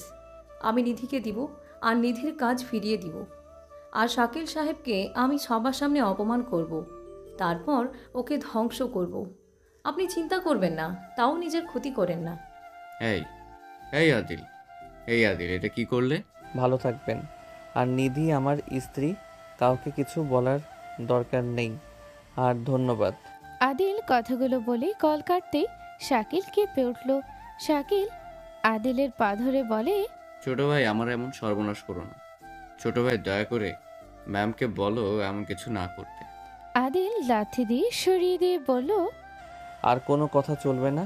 আমাকে শত আঘাত করলে আমি কিছু মনে করতাম না, বাট তুই আমার স্ত্রীকে সবার সামনে 2 বার অপমান করছিস। দেখ কার পিছনে লাগছস। কে তুমি? ভালো থাকবেন। আপনার সব কিছু আমি ফিরিয়ে দেওয়ার ব্যবস্থা করে দিয়েছি। আমি আশা করি আর কোনো দিন আপনার সাথে আমার আর দেখা না হোক। কেন তুমি? আদিল, প্লিজ ম্যামকে না করে দাও। আদিল শাকিলকে সরিয়ে দিতে চলে যেতে নিলে নিধি আদিলের হাত ধরতে আদিল হাত সরিয়ে দিয়ে বলল, একবার আমি কারো থেকে দূরে গেলে তার কাছে কখনোই ফিরি না। আপনি চিন্তা করেন না, আপনার আর জীবনে কখনো পিছনে ঘুরে দেখতে হবে না। এখন আপনি থেকে আপনার সফলতা শুরু। নিধি আদিলের হাত ধরে কান্না করে বলে, আমার কিছুর দরকার নাই আদিল, আমি সব না করে দিচ্ছি। আদিল, আমি রাগের মাথায় তোমার সাথে খারাপ ব্যবহার করে ফেলেছি। আদিল, আমার কোনো কিছু লাগবে না। আদিল, তুমি প্লিজ আমাকে ক্ষমা করে দাও। সময় শেষ। আমি বারবার বলছি আমার কথা শুনেন, বাট শুনেন নাই। আমাকে তো বের করে দিচ্ছিলেন, আমি একাই যাচ্ছি। আদিল ধাক্কা দিয়ে সরিয়ে চলে গেল। নিধি কান্না করতে করতে দৌড়ে যেতে লাগলো। আদিলকে থামানোর চেষ্টা করতে লাগলো। আদিল কোনো কথা না শুনে সিএনজিতে নিয়ে বের হয়ে গেল। নিধি রাস্তায় হাঁটু গেড়ে বসে কান্না করতে লাগলো। 1 বছর পর। দোস্ত, আমাদের ভালো করে কাজ করতে হবে। তাড়াতাড়ি চল, ওনাদের ভালো সার্ভিস দিলে বস আমাদের পেমেন্ট বাড়িয়ে দিবে। আচ্ছা তোরা যা, আমার লাস্ট পরীক্ষা আছে, ওইটা দিয়ে আসি। তাড়াতাড়ি আসিস, আপাতত আমরা দেখে নেব। আদিল ওইখান থেকে বের হয়ে গেল। আদিল সোজা পরীক্ষা দিতে চলে গেল। 4টার দিকে পরীক্ষা দিয়ে হল থেকে বের হলো। বাসায় গিয়ে ফ্রেশ হয়ে গোসল করে কাজের জন্য বের হয়ে গেল। আদিল তাড়াতাড়ি করে একটা সিএনজি নিয়ে হোটেলের উদ্দেশ্যে বের হয়ে গেল। হোটেলের সামনে গিয়ে নামলো ভাড়া দিয়ে। ভিতরে ঢুকতে একজন টান দিয়ে আদিলকে নিজের কাছে টেনে নিল। আদিল ধাক্কা দিয়ে সরিয়ে দিয়ে বলল, হচ্ছেটা কি? আর তোমরা এখানে কি করছো? এটা তো আঙ্কেল আন্টির বিবাহ বার্ষিকী পার্টি। ও, বাট এই এলাকাতে কেন? এই হোটেলে উনি কিনে নিয়েছে। আদিল, এসেছিস? তাড়াতাড়ি কাজ শুরু কর। আদিল মাস্ক পরে সাথীকে সরিয়ে দিয়ে ভিতরে ঢুকলো। রাকিবের সাথে চলে গেল। সাথী আদিলের পিছন পিছন যেতে লাগলো। আদিল কাজ করতে লাগলো। সবার জন্য জুস সাথে ড্রিঙ্কস নিয়ে যেতে লাগলো। আদিল, আমি তোমার কাজে সাহায্য করব? বিরক্ত করো না, আর আমার পিছনে ঘুরঘুর করো না। আমিও করি। ফাইজলামি করো না, সরো সামনে থেকে। আদিল সবাইকে ড্রিঙ্কস আর জুস সার্ভ করতে লাগলো। আদিল সবাইকে দিতে দিতে হঠাৎ করে নিধির সামনে পড়ে গেল। আদিলকে বলল, ড্রিঙ্কস নাই। আদিল কিছু না বলে চলে যেতে নিলে রাকিব ড্রিঙ্কসে গিয়ে দিলে নিধি হাতে নিল। আদিল সবাইকে দিতে লাগলো। আদিল নিধির দিকে আর চোখে তাকিয়ে দেখতে লাগলো। সাথী আদিলের পিছন পিছন যেতে লাগলো। আদিল কিছু দূরে যেতে সাথীর হাত ধরে দেয়ালের সাথে চেপে ধরে বলল, ওই সমস্যা কি? বারবার আমার পিছনে লাগছো কেন? তুমি যেখানে আমিও সেখানে। মেজাজ গরম করো না, আমাকে আমার কাজ করতে দিবে। আমি কি বাধা দিয়েছি নাকি? আমিও তো শুধু হাঁটছি। সাথী, এই ছেলের সাথে অনেকক্ষণ ধরে দেখি ঘোরাঘুরি করছো, এসব কি হচ্ছে? সাথী আদিলের মাস্ক খুলে দিলে রাহেলা চৌধুরী অবাক হয়ে গিয়ে বলল, আদিল, তুমি এখানে? আমার ভাতিজিকে এখন থেকে সরাবেন, মেজাজ খারাপ হচ্ছে কিন্তু। ফুপি, এখন সবার সামনে এটাকে রিপ্রেজেন্ট করব। থাপ্পড় মেরে গাল ফাটিয়ে দিব। আদিল, আমার সাথে চলো। যাব না। আদিল এক ঝটকায় হাত সরিয়ে চলে গেল। আদিল নিজের কাজ করতে লাগলো। রাত 8টায় অনুষ্ঠান শুরু হয়ে গেল। রাহেলা চৌধুরী নিধিকে বলল, নিধি, এইদিকে আসো। ম্যাম, আমি ম্যাম, ফ্যামিলির মানুষের মাঝে আমি গিয়ে কি করব? আপনারা কাটেন। তুমি ওনাকে কেন এত পাত্তা দিচ্ছ? সব সময় দেখি ওই মেয়েটার খেয়াল রাখো, বেশি প্রশ্রয় দাও। তোমাকে আসতে বলছি, আসো। রাহিলা চৌধুরী নিধিকে ধরে তার পাশে দাঁড় করিয়ে দিল। সবাই অবাক হয়ে গেল। আদিলের মুখে হাসি ফুটে উঠল। আদিলকে সাথে ইশারা করলে আদিল রাগে লুক নিয়ে তাকালো। রাহেলা চৌধুরী তার হাজবেন্ড কেক কাটতে লাগলো। আদিল সবার সাথে শুভকামনা জানাতে লাগলো। রাহেলা চৌধুরী তার হাজবেন্ড একে অপরকে কেক খাইয়ে দিতে লাগলো। রাহেলা চৌধুরী কেকের টুকরো নিধির দিকে নিয়ে সাথে নিজেকে ভেবে হা করতে রাহেলা চৌধুরী নিধিকে খাইয়ে দিল। সাথী অপমানিত বোধ করলো। নিধি কেক নিয়ে রাহেলা চৌধুরীকে খাইয়ে দিল। বিষয়টা সবার নজরে পড়লো। সবাই মিলে অনেক এনজয় করতে লাগলো। পার্টি শেষ হতে হতে সবাই এক এক করে সবাই চলে গেল। নিধি হাঁটতে গিয়ে বারবার পড়ে যেতে নিল। আদিল সোজা নিধির কাছে গিয়ে কোলে তুলে নিল। সাথী অবাক হয়ে গেল। নিধি নেশার ঘরে আদিলের দিকে তাকিয়ে বলল, আদিল, তুমি এসেছো? আমি জানতাম তুমি একদিন আমার কাছে ফিরে আসবে। আদিল কিছু না বলে হাঁটতে লাগলো। হঠাৎ করে পিছন থেকে রাহেলা চৌধুরী বলে ওঠে, আদিল। আদিল থেমে গেল। পিছনে তাকাতে রাহেলা চৌধুরী বলে ওঠে, বাসায় এসেছো তোমার বোনের বিয়ে, ওই আগামীকাল দেশে আসবে। আগামীকালের ভেতরে তোমাকে যেন বাসায় দেখি, না হলে নিজের বোনকে কি বলবে সেটা তাকে জবাব দিয়ে দিও। আর যাকে কোলে নিয়ে আছো তাকে গাড়িতে বসিয়ে দিও, আমার সাথে যাবে। আদিল কিছু না বলে নিধিকে গাড়িতে বসিয়ে দিয়ে চলে যেতে নিলে নিধি আদিলকে জড়িয়ে ধরে বলল, আমাকে ছেড়ে যেও না, আমি তোমাকে অনেক ভালোবাসি আদিল, আমাকে ছেড়ে যেও না। নিধি আদিলের হাত জড়িয়ে ধরে কান্না করতে লাগলো। রাহেলা চৌধুরী পিছন থেকে বলে ওঠে, উঠে পড়ো, মেয়েটা তোমাকে অনেক ভালোবাসে। সবার কাছে বিজনেস আগে। ভুল গাড়িতে ওঠো। উঠবো না। রাহেলা, কার সাথে এত কথা বলো? আর এই ছেলে, তুমি এখানে কি করো? উঠবে নাকি তোমার ড্যাডকে বলবো? এখন যেতে পারবো না, আপনারা যান, আমি আপুর বিয়েতে পৌঁছে যাব। আদিল নিধিকে ভালো করে বসিয়ে দিয়ে চলে গেল। আদিলের ড্যাড কাছে আসার আগে আদিল চলে গেল। রাকিব আসলে রাকিবের বাইকে উঠে চলে গেল। সাথী রাহেলা চৌধুরী তার হাজবেন্ড গাড়িতে উঠে পড়লো। রাহেলা চৌধুরী নিধিকে নিজের সাথে জড়িয়ে ধরে থাকলো। সাথী বলে উঠে, ফুপি, তুমি এই মেয়েটাকে এত আদর ভালোবাসা কেন? এই মেয়েটার সাথে তোমার কিসের সম্পর্ক? আমার থেকে কি এই মেয়ে তোমার কাছে বেশি গুরুত্বপূর্ণ? রাহেলা, আসলে এই মেয়ের সাথে তুমি এত কেন মিশো? এই মেয়েটা যে কে যদি বলতে পারতাম তাহলে তুমি নিজেও মেয়েটাকে আদর করতে। মানে কি? আমি কেন এই মেয়েকে আদর করতে যাব? সময় হোক, আপাতত এই মেয়ের দেখাশোনা করার দায়িত্ব আমার। এই মেয়ে তো সামান্য ক্লায়েন্ট, তাকে এত মাথায় তোলার কোনো কারণ আমি দেখতে পারছি না। সময় হোক, তখন বুঝতে পারবে। রাহেলা চৌধুরী কথা শুনে সবাই চুপ হয়ে গেল, কিছু আর বলল না। নিধি নেশার ঘরে ফুপিয়ে কান্না করতে লাগলো আর বলতে লাগলো, আদিল, আদিল, তুমি আমাকে ছেড়ে কেন চলে গেলে? আদিল, আমি তোমাকে অনেক ভালোবাসি আদিল, তুমি ফিরে আসো না। আমি এসব কিছু চাই না আদিল, আমি শুধু তোমাকে চাই। নিধির মুখে আদিল শব্দ শুনে রাহেলা চৌধুরী বাদে দুইজন অনেক অবাক হয়ে গেল। সাথী রেগে নিধিকে ধরে বলল, এই মেয়ে এইসব বলো? এই মেয়ে আদিলকে ভালোবাসো মানে? সাথী নিধিকে ছেড়ে দাও, কি করছো? ওই ব্যথা পাচ্ছে কিন্তু। এই মেয়ে আদিলকে ভালোবাসে মানে? এই মেয়ের কি মাথা খারাপ হয়েছে নাকি? ওর মাথা খারাপ হয় নাই, আমি সব প্রশ্নের উত্তর দিব, আপাতত কিছু বলতে চাচ্ছি না। নিধি কান্না করতে লাগলো আর পাগলামি করতে লাগলো আর আদিল করে কান্না করে ভেঙে পড়লো। রাহেলা চৌধুরী নিধিকে বলতে লাগলো, কান্না করো না, আদিল ফিরে আসবে। তুমি এতদিন অপেক্ষা করতে পারলে আর কিছুদিন অপেক্ষা করো, আদিল তোমার কাছে ফিরে আসবে। ম্যাম, আদিল কেন আমাকে বোঝে না? ওই কেন আমাকে ছেড়ে চলে গেল? আমি তো কতবার বললাম আমাকে ছেড়ে যেও না, আমার কিছু লাগবে না, আমি তো রাগের মাথায় এমন করছি। নিধি কথাগুলো বলে কান্না করতে লাগলো। অজ্ঞান হয়ে গেল। রাহেলা চৌধুরীর বাহুর সাথে জড়িয়ে ধরে থাকলো। আদিলের ড্যাড বলে উঠে, আমাকে বলবে কে এই মেয়ে, এমন কেন করছে? ড্যাড সাথে জোর করলে রাহেলা চৌধুরী বলে ওঠে, এই মেয়েটা আদিলের বউ, আদিলকে বিয়ে করে জীবনে বড় ভুল করছে। কেমন কি? আদিলের বউ মানে আমাদের না জানিয়ে ওই বিয়েও করেছে? এই মেয়ে নিশ্চয়ই আদিলকে ফাঁসিয়ে বিয়ে করেছে।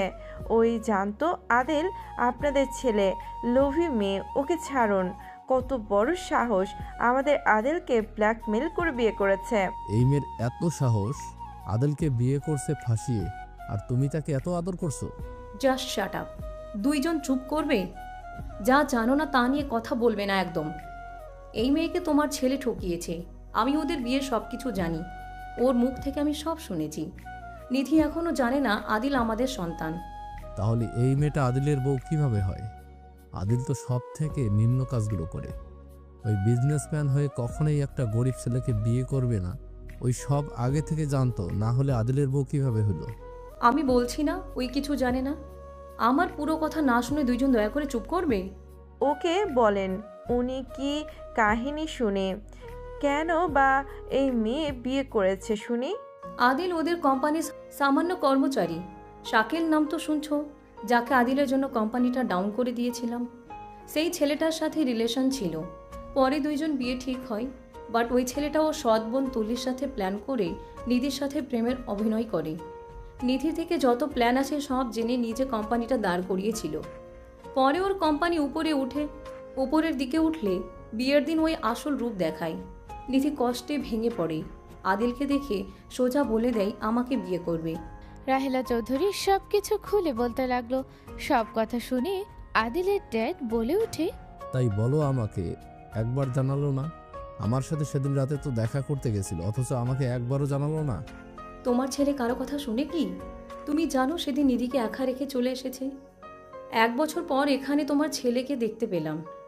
এই মেয়েটাকে ছেড়ে চলে যাওয়ার পর নিধি আমার সাথে কোনো যোগাযোগ করে নাই। ওই লোভী হইলে অবশ্যই আমার কাছে আসতো, কিন্তু ওই আসে নাই। আমি পরে খোঁজ নিয়ে জানতে পারি ওই আত্মহত্যা করার চেষ্টা করেছে। ওই অনেক অসুস্থ হয়ে পড়েছিল। 1 মাস পর আমি ওর সাথে দেখা করি। আমি ওকে বুঝাই, তারপর থেকে ওর সাথে আমার ভালো সম্পর্ক হয়েছে। আমি যেখানে ডাকি ওই চলে আসি, বাট এখনও আমাদের সাথে কাজ করছে না। যতবার বলছি ততবার আমাকে বলছে যেখানে বেঁচে থাকার আনন্দ হারিয়ে ফেলেছি সেখানে আমার আর বড় হওয়ার দরকার নাই ম্যাম। আমি আমার কোম্পানি বড় করতে চেয়েছিলাম। যখন আমাদের সন্তান হবে তখন আমার সন্তানরা যেন কোনো কষ্টে না থাকে। আমার মৃত্যু হইলে যেন ভালো মতো চলতে পারে। বাচ্চারা যেন বলতে পারে না তার বাবা মা তাদের জন্য কিছু রাখে নাই। কি একটা মেয়ে, গরিব একটা ছেলেকে এত ভালোবাসতে পারে? হ্যাঁ, আমি মেয়েটার কথা যত শুনছিলাম আমার নিজের চোখে পানি ধরে রাখতে পারছিলাম না। আদিলের প্রতি এত ভালোবাসা দেখে আমি শুধু অবাক হয়ে যাচ্ছিলাম। জানো, মেয়েটা মা জন্মের সময় মারা গেছে। মেয়েটা কখনোই ভালোবাসা পায় নাই কারো। ছোট থেকে যুদ্ধ করে বড় হয়েছে। আদিলকে ভালো নম্র ভদ্র ভেবে ভদ্র দেখে বিয়ে করেছিল। গরিব হলে অন্তত তাকে ঠকাবে না, ভালোবাসবে। কিন্তু আদিলও সবার মতো কাজ করলো, ভালোবাসা দিয়ে আগলে রেখে দিন শেষে ওকে ছেড়ে চলে গেল। মেয়েটার কথা যত শুনতাম তত খারাপ লাগতো। মেয়েটাকে কি বলে সান্ত্বনা দিব আমি বুঝতামও না। আদিলের ড্যাড বলে ওঠে, আমার ছেলেকে আমি হারিয়েছি, কিন্তু আমি আমার বৌমাকে দূরে রাখবো না। আমরা ওকে নিজের মেয়ের মতো ভালোবাসবো। আমার ছেলে তো নিজের রাগ জিদ নিয়ে থাকে, তার মাথায় যা ঢোকে সেটা নিয়েই থাকে। কারো কথা ভাবার সময় তার নাই। দোষ ওর একা দিলে হবে না ফুপা, দোষ আপনার সাথে ফুপিরও আছে। আপনারা ওকে এমন বানাতে বাধ্য করেছেন। আপনারা কখনোই ওকে বোঝার চেষ্টা করেন নাই। একা থাকতে থাকতে এমন হয়ে গেছে। ওর জীবনেও ভালোবাসার অভাব আছে। ওই আপনাদের থেকে সময় ভালোবাসা চেয়েছে, বাট প্রতিবেলায় আপনাদের থেকে ব্যস্ত পেয়েছে। তার জন্যই আপনাদের কাছে সময় হয় নাই। আর ওই কথাই কার সাথে মিশতো কখনো খোঁজও রাখেন নাই। আমরা এইসব তো ওদের জন্য করেছি, তাই না? ওই কখনোই আমাদের বুঝে নাই। ওই ছোট থেকে নিজে যা মনে করে ওইটাই সঠিক আর বাকিরা ভুল। আমি একটা থাপড় দিয়েছিলাম বলে ওই আমাকে আর কোনোদিন মা বলে ডাকে নাই। আমার থেকে সেই যে দূরে সরে গেল। তোমার ফুপার কাছে শুধু যাই, আমাকে দেখতে পারে নাই। ফুপি, তোমাদের একটা সত্যি কথা বলার ছিল। কি সত্যি কথা বলো? আদিল তোমাকে কেন ঘৃণা করে, কেন মা বলে না, আমি কিন্তু আসল কাহিনী জানি, যেটা তোমরা কেউ জানো না। মানে কি কারণে আমাকে মা বলে ডাকে না? কেন আমার উপরে এত রাগ? আদিল জানে আপনি ওর সৎ মা, আপনি ওদের আসল মা না। সাথীর কথা শুনে দুইজন অবাক হয়ে গেল। ড্যাড বলে ওঠে, এসব কি বলো? ঠিক বলছি। আদিলকে ছোট্টবেলায় একজন বলতো ফুপি আদিলের সৎমা। আদিলকে এর জন্য ভালোবাসে না। সৎ মায়েরা কখনোই ভালো হয় না। ওই লোকটা যা বলতো আদিল সেটাই প্রমাণ করতে ফুপুকে জ্বালাতো। ফুপুও বকাঝকা করতো। সেখান থেকেই ও আরও বিশ্বাস করে নেয় যে ফুপি ও সৎমা। তাই ও নিজের ভেতরে কষ্ট জমিয়ে জমিয়ে এমন পাথর হয়ে গেছে। ফুপিকে সেই জন্যই আর ডাকে না, কথাও বলতে চায় না। ওকে এসব কে বলছে? আর তুমি কিভাবে জানলে এসব? যে বলেছে সে মারা গেছে, তার একটা ডায়েরি পেয়েছিলাম আমি। তোমরা তো জানো আমি বই পড়তে অনেক পছন্দ করি। আদিলের লাইব্রেরি ভেতরে আমি পেয়েছিলাম ডায়েরিটা। আদিলের সম্পর্কে অনেক কিছু লেখা আছে। উনি তোমাদের জন্য লাস্টে একটা লাইন লিখেছে, আমাকে মা হারা করেছিলেন, সেই রাগে আমি তোমার সন্তানকে তোমার থেকে দূরে সরিয়ে দিয়েছি। আমাকে ক্ষমা করে দিও তোমরা। আমি রাগের মাথায় অনেক বড় ভুল করে ফেলেছি। আদিল এভাবে বাসা ছেড়ে চলে যাবে আমি কখনোই ভাবতে পারি নাই। আমি আদিলকে অনেক ভালোবাসি। আমি চাই নাই আদিল আমাকে ভুলে যাক। আমি ওর কাছে প্রিয় হতে চাইছি। আর তোমাকে আমি ওর কাছে খারাপ বানিয়েছি। আমার অনেক বড় রোগ হয়ে গেছে। আমি জানি না কতদিন বাঁচবো। যখন এইটা পড়বে ততদিনে আমি হয়তো বেঁচে নাই। আমাকে ক্ষমা করে দিও তোমরা। এই কথাগুলো লেখা ছিল। রাহেলা চৌধুরী আদিলের ড্যাড অবাক হয়ে গেল। দুইজন দুজনের দিকে তাকিয়ে বলল, ছোট আপা, ছোট আপা এমন কাজ করছে? ছোট আপা এইটা কিভাবে করতে পারলো? উনি আমার উপর এভাবে প্রতিশোধ নিল? আমার বিশ্বাস হচ্ছে না উনি এমন কাজ করছে। আমার বিশ্বাস হচ্ছে না। এসব মিথ্যে কথা। ছোট আপা কখনোই এমন করতে পারে না। আমার কাছে কিছু পিক আছে, এখন কে আমি জানি না। আমি ছবি ও তুলে রাখছি আদিলকে জিজ্ঞাসা করার জন্য। সাথী ওর ফোন থেকে পিকগুলো দেখালে অবাক হয়ে গেল। আদিলের আব্বু গাড়ি থামাতে বলে দিল। গাড়ি থামলে ভালোভাবে দেখলো। দুইজন থ হয়ে গেল। হঠাৎ করে একটা বাইক এসে থামলো। গ্লাসে টোকা দিলে সাথী গ্লাস নামিয়ে দিলে দেখে আদিল। সাথী বলে উঠে, আদিল, এখানে গাড়ি থামানো কেন? কিছু হয়েছে নাকি? আদিল, গাড়িতে ওঠো। আদিল কিছু বলবে, সাথে সাথে একটা ট্যাক্স দিলে পিছনের গার্ডগুলো আদিলকে ধরে জোর করে গাড়িতে তুলে দিল। আদিল রেগে গেলে সাথে সামনে চলে গেল। গাড়ি চালাতে লাগলো। আদিল বলে ওঠে, ড্রাইভার, গাড়ি থামান, না হইলে আপনার খবর আছে। ড্রাইভার, গাড়ি থামানোর দরকার নাই। নিধি অজ্ঞান হয়ে গেছে, তুমি ওকে সামলাও। আমি কেন তোমার বউকে দেখব? আপনি সবাইকে বলে দিয়েছেন? আমার কিছু বলা লাগে নাই। তোমার বউ নেশার ঘরে তোমাকে নিয়ে কথা বলছিল, সব শুনেছে। পরে আমি ওদের বলে দিয়েছি। নিজের ওয়াইফকে ফেলে চলে যাও, লজ্জা লাগে না তোমার? বাবা মায়ের সাথে যা করার করেছো, নিজের স্ত্রীর সাথে এমন কাজ করার খুব দরকার ছিল? মন মানসিকতা ভালো দেখে বিয়ে করেছিলাম। লাস্টের দিকে আপনার ওয়াইফের মতো নিজের কাজ আগে, ফ্যামিলি তার কাছে কোনো গুরুত্ব নাই। Just shut up. তিলে তিলে বড় করা জিনিস এক নিমেষে ভেঙে দিবে আর সেটাই মেনে নেবে। শোনো, কোনো কিছু ভাঙা সহজ, বাট জিনিসটা জোড়া লাগানো অত সহজ না। সব কাজে প্রথমে কতটা পরিশ্রম করতে হয় তোমার কোনো ধারণা আছে?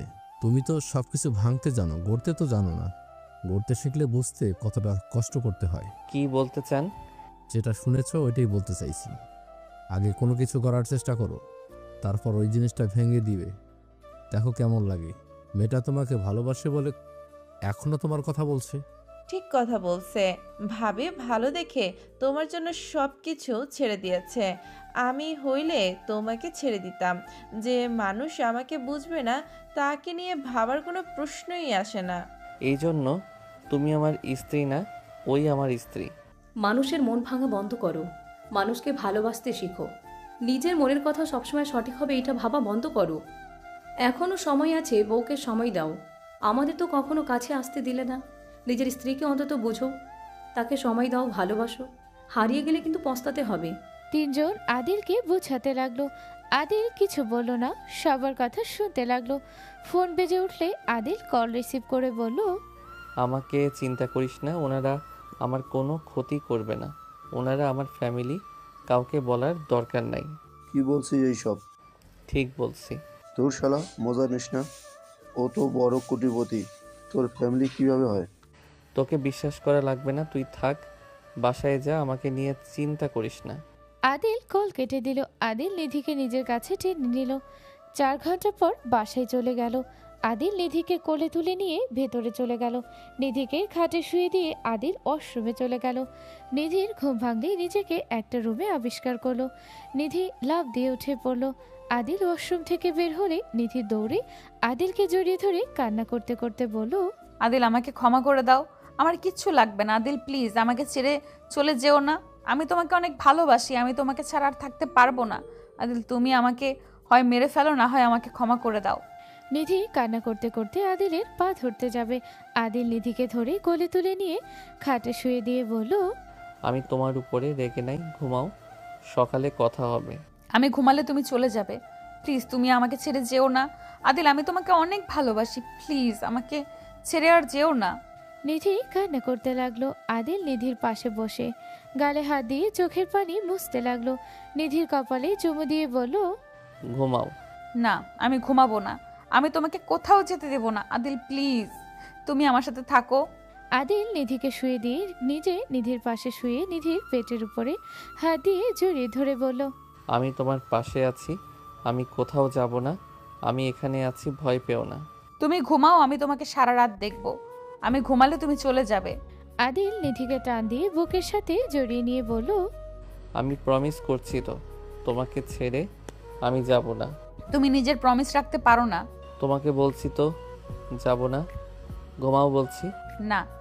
ওকে তাকিয়ে থাকো, আমি ঘুমাবো, মাথা ব্যথা করছে অনেক। আমি মাথায় হাত বুলিয়ে দেই। নিধি আদিলের মাথায় হাত বুলিয়ে দিতে লাগলো। আদিল নিধিকে জড়িয়ে ধরে ওর বুকে মাথা রেখে ঘুমিয়ে গেল। নিধি ওর মাথায় হাত বুলিয়ে দিতে দিতে ঘুমিয়ে গেল। সকালে ঘুম ভাঙলে নিধি আদিলকে দেখতে না পেয়ে জোরে কান্না করে উঠল। আদিল ব্যালকনি থেকে দৌড়ে এসে নিধির কাছে এসে বলল, নিধি কি হয়েছে? আদিলকে দেখে নিধি দৌড়ে এসে জড়িয়ে ধরে কান্না করতে করতে বলে, তুমি কোথায় চলে গিয়েছিলে? আমি অনেক ভয় পেয়ে গিয়েছিলাম। আমি ব্রাশ করছি, তুমি যাও ফ্রেশ হয়ে নাও। তুমি আমার সাথে চলো। আদিল নিধির সাথে ওয়াশরুমে চলে গেল। আদিল নিধিকে ফ্রেশ করে নিজে ফ্রেশ হয়ে বের হলো। দরজায় নক করার শব্দ হলে আদিল বলে ওঠে, ভিতরে আসেন। Good morning. Good morning ma'am. যাক বাবা, তোমাদের ঘুম ভাঙছে তাহলে। আমি তো ভাবছি এত বছর পর জামাইবু এক হয়েছ, আজকে আর দরজা খুলবে না। সাথীর কথা শুনে নিধি লজ্জা পেয়ে গেল। নিধির মুখে হাসি দেখে আদিল হেসে বলল, দিন দিন ফাজিল হয়ে যাচ্ছ, কি বলবে বলো? ম্যামকে তুমি কেন বলছো? সমস্যা নাই, আমরা সেম বয়সের। যাই হোক, ফুপি তোমার জন্য এইটা পাঠিয়েছে, তোমাকে এগুলো পড়তে বললো। এখানে কি? ওয়েট আমি দেখাই। সাথী গয়না সাথে দামি শাড়ি বিছানার উপরে রাখলে নিধি অবাক হয়ে গেল। নিধি বলে ওঠে, এত কিছু ম্যামকে বলেন, আমার পক্ষে এইসব মেনে নেওয়া সম্ভব না। নাও, সমস্যা নাই, এইটা সামান্য জিনিস, নাও। পাগল হয়ে গেছো? এইগুলোর দাম কত তুমি জানো? এইগুলো প্রায় এক একটার দাম 1 কোটির উপরে আছে। এইসব নেওয়া আমার পক্ষে সম্ভব না।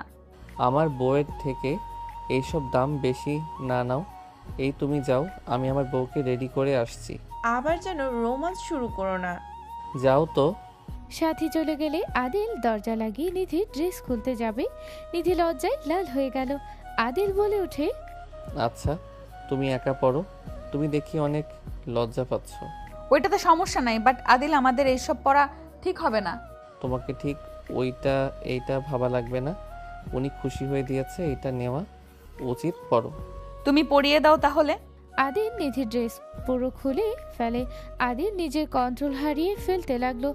আদিল নিধির কাছে যেতে নিধি বলে ওঠে, নিচে যাই, রাতে সব কিছু করো। আচ্ছা। নিধি তাড়াতাড়ি করে সব পরে নিতে লাগলো। আদিল নিজেকে কন্ট্রোল করে নিধিকে শাড়ি পরাতে সাহায্য করতে লাগলো। আদিল নিধির গলার হার পরিয়ে দিতে লাগলো। সব গহনাগুলো নিধিকে পরিয়ে দিল। আয়নার সামনে ধরলে নিধি অবাক হয়ে নিজেকে দেখতে লাগলো।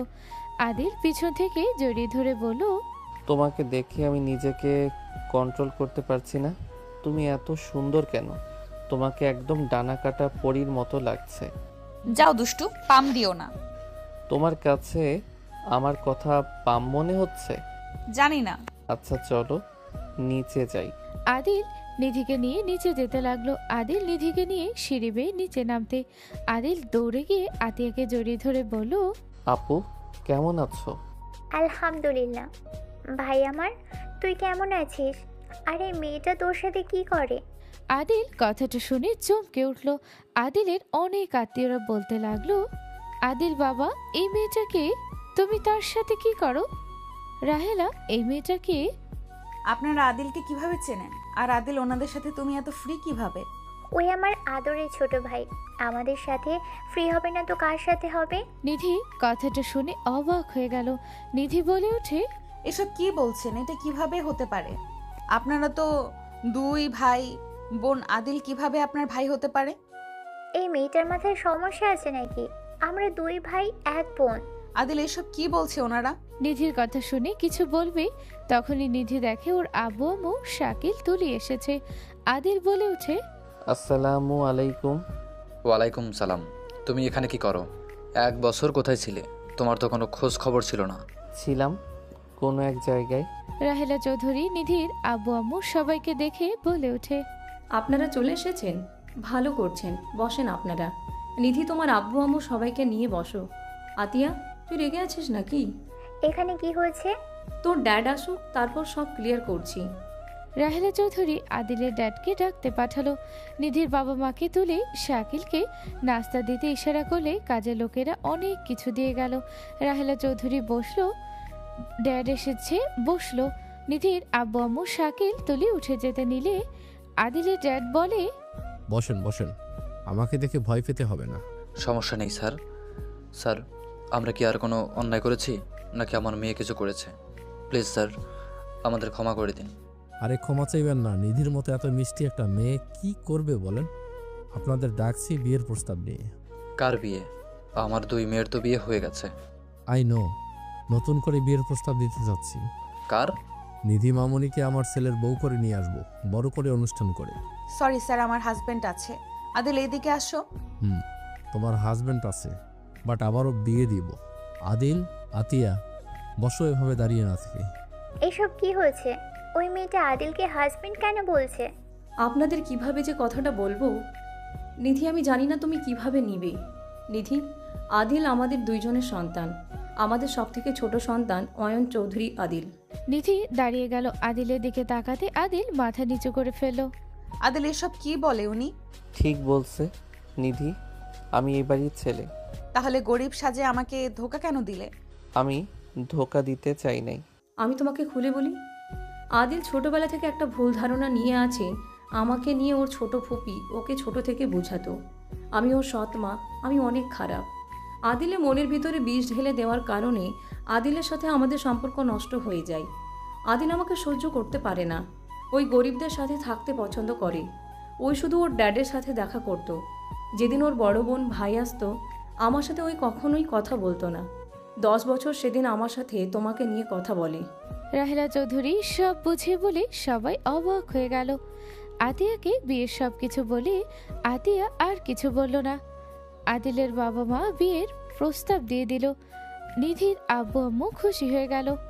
রাহেলা চৌধুরী শাকিলের কোম্পানি ফিরিয়ে দিয়ে দিল। 9 দিন পর, মম, আমি বিয়ে করতে যাচ্ছি। আপনার জন্য বৌমা নিয়ে আসতে যাচ্ছি, আর আমার বাচ্চার জন্য একটা মা। আদিলের কথা শুনে সবাই হাসতে লাগলো। রাহেলা চৌধুরী আদিলের মুখে মম ডাক শুনে খুশিতে চোখের পানি চলে আসলো। আদিলের কপালে চুমু দিয়ে বলে, সাবধানে যাও। রাহেলা চৌধুরী দোয়া করে দিল।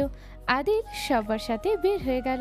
নিধিদের বাসায় গিয়ে বিয়ে পড়িয়ে রাত 12টায় বাসায় আসলো। আদিল বাসর ঘরের ভিতরে ঢুকে নিধির ঘোমটা খুলতে দেখে নিধি রাগে লুক নিয়ে তাকিয়ে আছে। আদিল বলে ওঠে, বউ, এভাবে তাকিয়ে আছো কেন? আমার তো ভয় লাগে। আর কি কি লুকিয়েছো আমার থেকে? তাড়াতাড়ি বলো, না হলে আমি আমাকে টাচ করতে দিব না। আর একটা কথা লুকিয়েছি, আমি তোমাকে ছাড়া মোটেও 1 বছর ভালো ছিলাম না। আমার খুব তোমার কথা মনে পড়তো। মন চাইতো রাগ বাদ দিয়ে তোমার কাছে চলে যাই, বাট রাগ জিদের কারণে যাই নাই। আর কিছু লুকাও নাই তো? না, সব জেনে গেছো। আর কি লুকাবো? প্রমিস করো আমাকে ছেড়ে আর কোনো দিন কোথাও যাবে না। যত রাগ অভিমান হোক সামনাসামনি থেকে সকল ঝামেলার কথা বলে মিটিয়ে নিব। আমি কথা দিলাম। এখন চাইলে কেউ আছে, আসতে পারে। আদিল খুশি হয়ে নিধির উপরে ঝাঁপিয়ে পড়ল। নিধি আদিলকে নিজের কাছে শক্ত করে জড়িয়ে নিল। নিধি আদিলকে আদর করতে ব্যস্ত হয়ে গেল। বাকিটা ইতিহাস। সমাপ্ত।